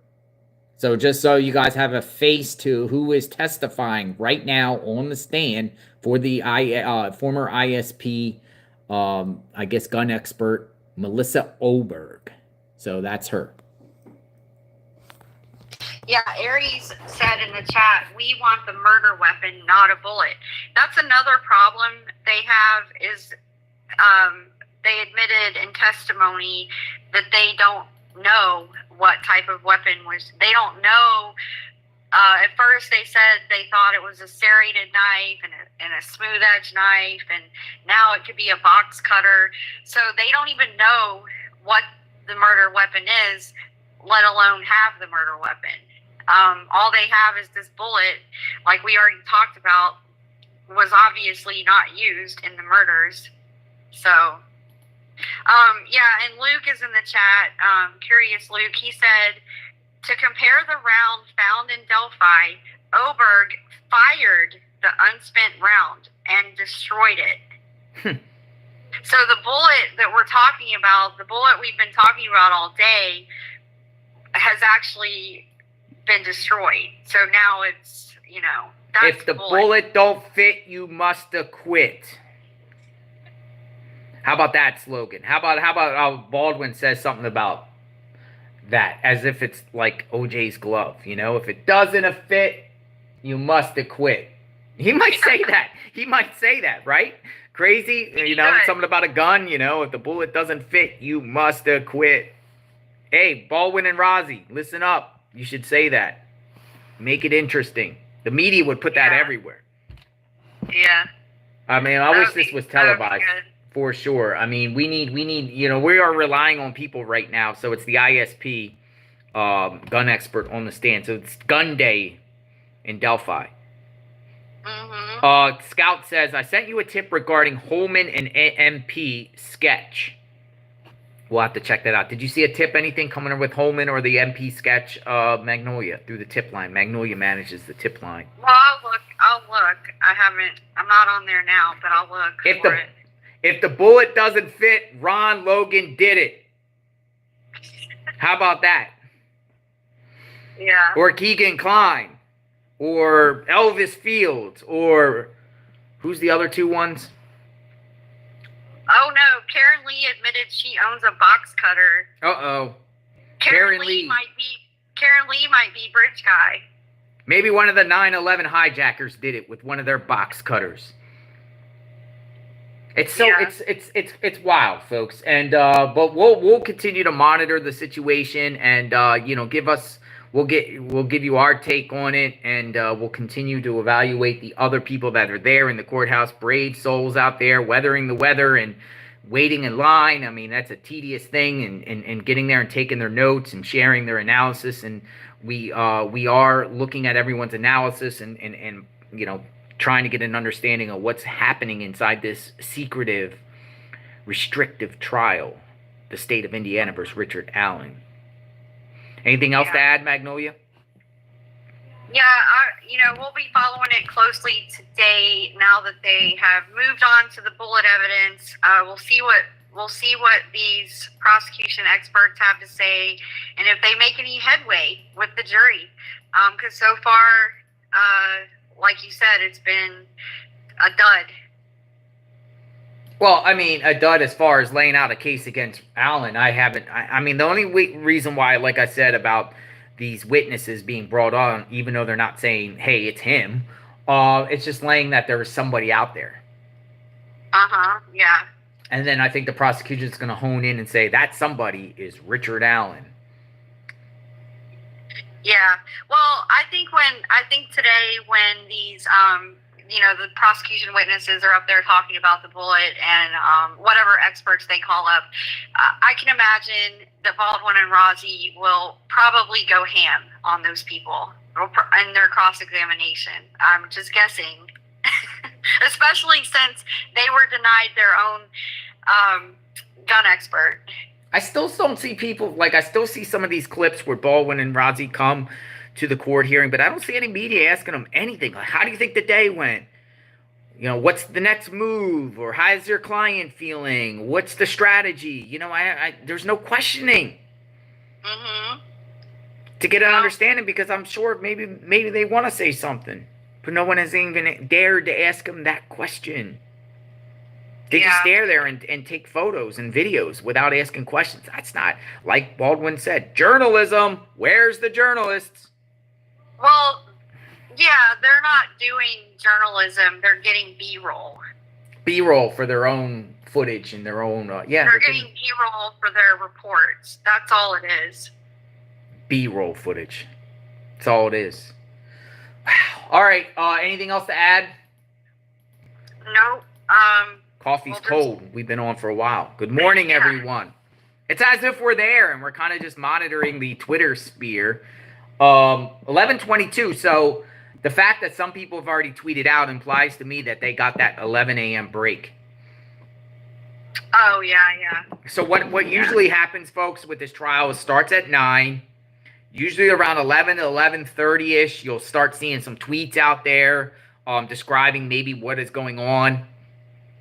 And then lunchtime, they'll go back in. They only get like a 10-minute break. And then you got to get in there, because once they close the doors, you can't get in, correct? Yeah. So you got to be in there before the session. So some people run out. We've noticed some people smoke a cigarette. Some people make their short clips. I've seen people run out of the courthouse. We literally see people. The first day we were there, we see people run out of the courthouse and run to their laptops or run to their cameras and start saying things. And then 10 minutes they get back in, and then around 1 p.m. is that lunch. They get about an hour and a half. Yeah. And then they go in, and then they come back. Usually they come back out about 3:30 for another break, another 10-minute break. And then court stops around 5:45, 6 p.m. And then they have very, very limited time. Limited for their reports. It's a lot of work to sit there and write notes all day by hand, and then you're a reporter for a news station, you have to run out in that little 10-minute break, and you have to relay the information as quickly as you can to get those updates out, and then you got to get right back in because they're not allowed to come and go from the courtroom. Once you're in the courtroom, you're not allowed to leave To the break. unless there's a break, or you can get up during like between witnesses. So like if a witness is on the stand and they're dismissed from the stand, you can leave at that point, but you have to also be back in before the other witness starts. So you really can't leave the courtroom except for on those breaks. Yeah, so it's almost like you're locked in like Fort Knox. It's like a guarded fortress. And you're going by the rules of Judge Fran Gull, special judge, Allen County. Allen County, Fran Gull gets brought into Carroll County and runs the show and tells the Carroll County how to run things because it's her courtroom. Yeah. You can't film the jury outside on a public street. You can't film Fran Gull coming in and out of the court. You can't film Richard Allen. The media can't see Richard Allen leaving and coming into the court. I mean, how ridiculous is that? Yeah. Back SJ made a pretty good summary here. She said, very sloppy police work, deleted interviews, no DNA, no confirmation from the witnesses directly. The case has many issues. I pray justice is served for these angels. Yeah, I think that's how everyone feels right now. It's just such a shame that this investigation was so sloppy and poorly handled all the way up until now. And because those girls and their families, their families deserve answers. They deserve the truth. And that's what we should be finding out. But it's like every time we turn around, there's a roadblock and things just aren't playing out. And so it's just such a shame that we're here today and the trial is going. And a lot of people just are not convinced by this prosecution's case. And just look at our chat. Look at the chat. Read the chat. Just look at how many different opinions we have. We have a lot of people who are like, he's guilty, he did this, but we also have a lot of people who think he's completely innocent and think even someone else may have done it. So you have to apply that group as a whole, these varying opinions that we're seeing here in the chat. Those varying opinions are going to also apply to the jury, because the jury is going to have their own questions, their own doubts. They've already raised questions. I think it's really interesting that the jury is allowed to ask questions of the witnesses. And they've been doing that. They've been highly engaged. They've asked many, many questions throughout the trial already. So you have to imagine that they're having the same questions we're having. Even, I have questions, and I think the guy's guilty. I mean, I definitely think this is a botched, messed up investigation all across the board. I mean, it shouldn't be like this. Hopefully they change protocol and change the ways they do things in Indiana, because even the court proceedings and just the way this trial is being run, it's just a big mess. It really is. And every day I'm like, okay, well, hopefully maybe they can right the ship, and maybe they can, maybe today will be the day. Every day I think maybe today's the day that they present whatever it is that proves he's the one who did this. And so far we've come up empty. I mean, this has already made it up to the Indiana Supreme Court on issues where the attorneys got put back onto the case. And even if you get a conviction out of this, there's so many grounds of appeal already through the entire process. It makes me feel like even if you get a conviction, this case is going to be remanded back down the line. Yeah. It's just no way a conviction will stick through the appellate courts or even up to the Indiana Supreme Court on this.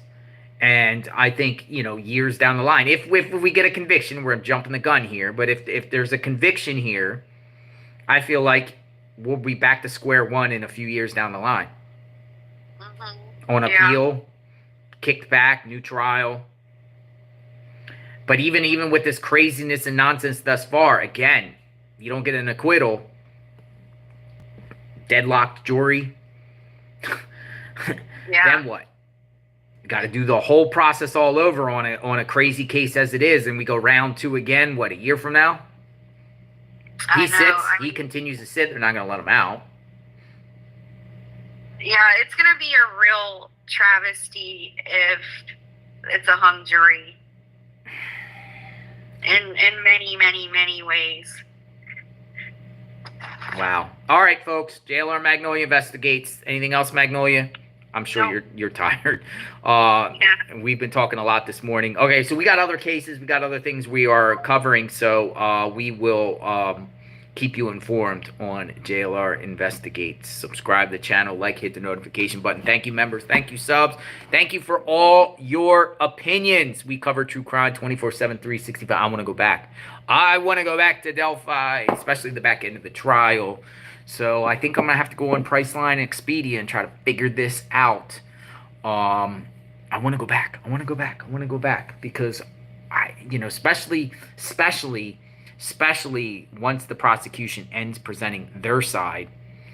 And if it's the way it's going right now, I definitely want to go back because I can't really see a conviction at this point. I can't see a conviction at this point. Plus, we want to get the truth, the whole truth, and nothing but the truth. Find out what's going on. So get a little cold. We got election season coming up, right? Election, I think it's going to overtake everything in the next couple weeks. Less than 2 days or 2 weeks of the election. But this case is probably going to be carried out through mid-November. So prosecution, I think, will rest probably I would say by next Friday, they're resting. And I think the defense would go probably about a little longer than a prosecution, maybe even double the probably. I mean, if you got all those hundreds of witnesses, it's gonna take a long time to go through. So this case could go past mid-November, could go to the end of November. Prosecution's moving along. They're moving along. We'll see. Maybe this is like a Thanksgiving or whatever. Maybe Richard Allen gets out by Thanksgiving, or maybe he goes to prison by Thanksgiving. Who knows? We'll continue to give you updates on this channel here, our take, and whatever's spinning and circulating, and keep you informed on this mystery trial, Delphi Darkness. That's what we call it. We'll talk soon. Missing evidence. Do you think the evidence is missing, or do you think it's all there? Love to see your comments. I'll come back and respond to some of you in the chat. Thanks for watching, everyone. JLR Investigates. We'll talk soon. Have a good day, everyone. Justice for the victims, for sure.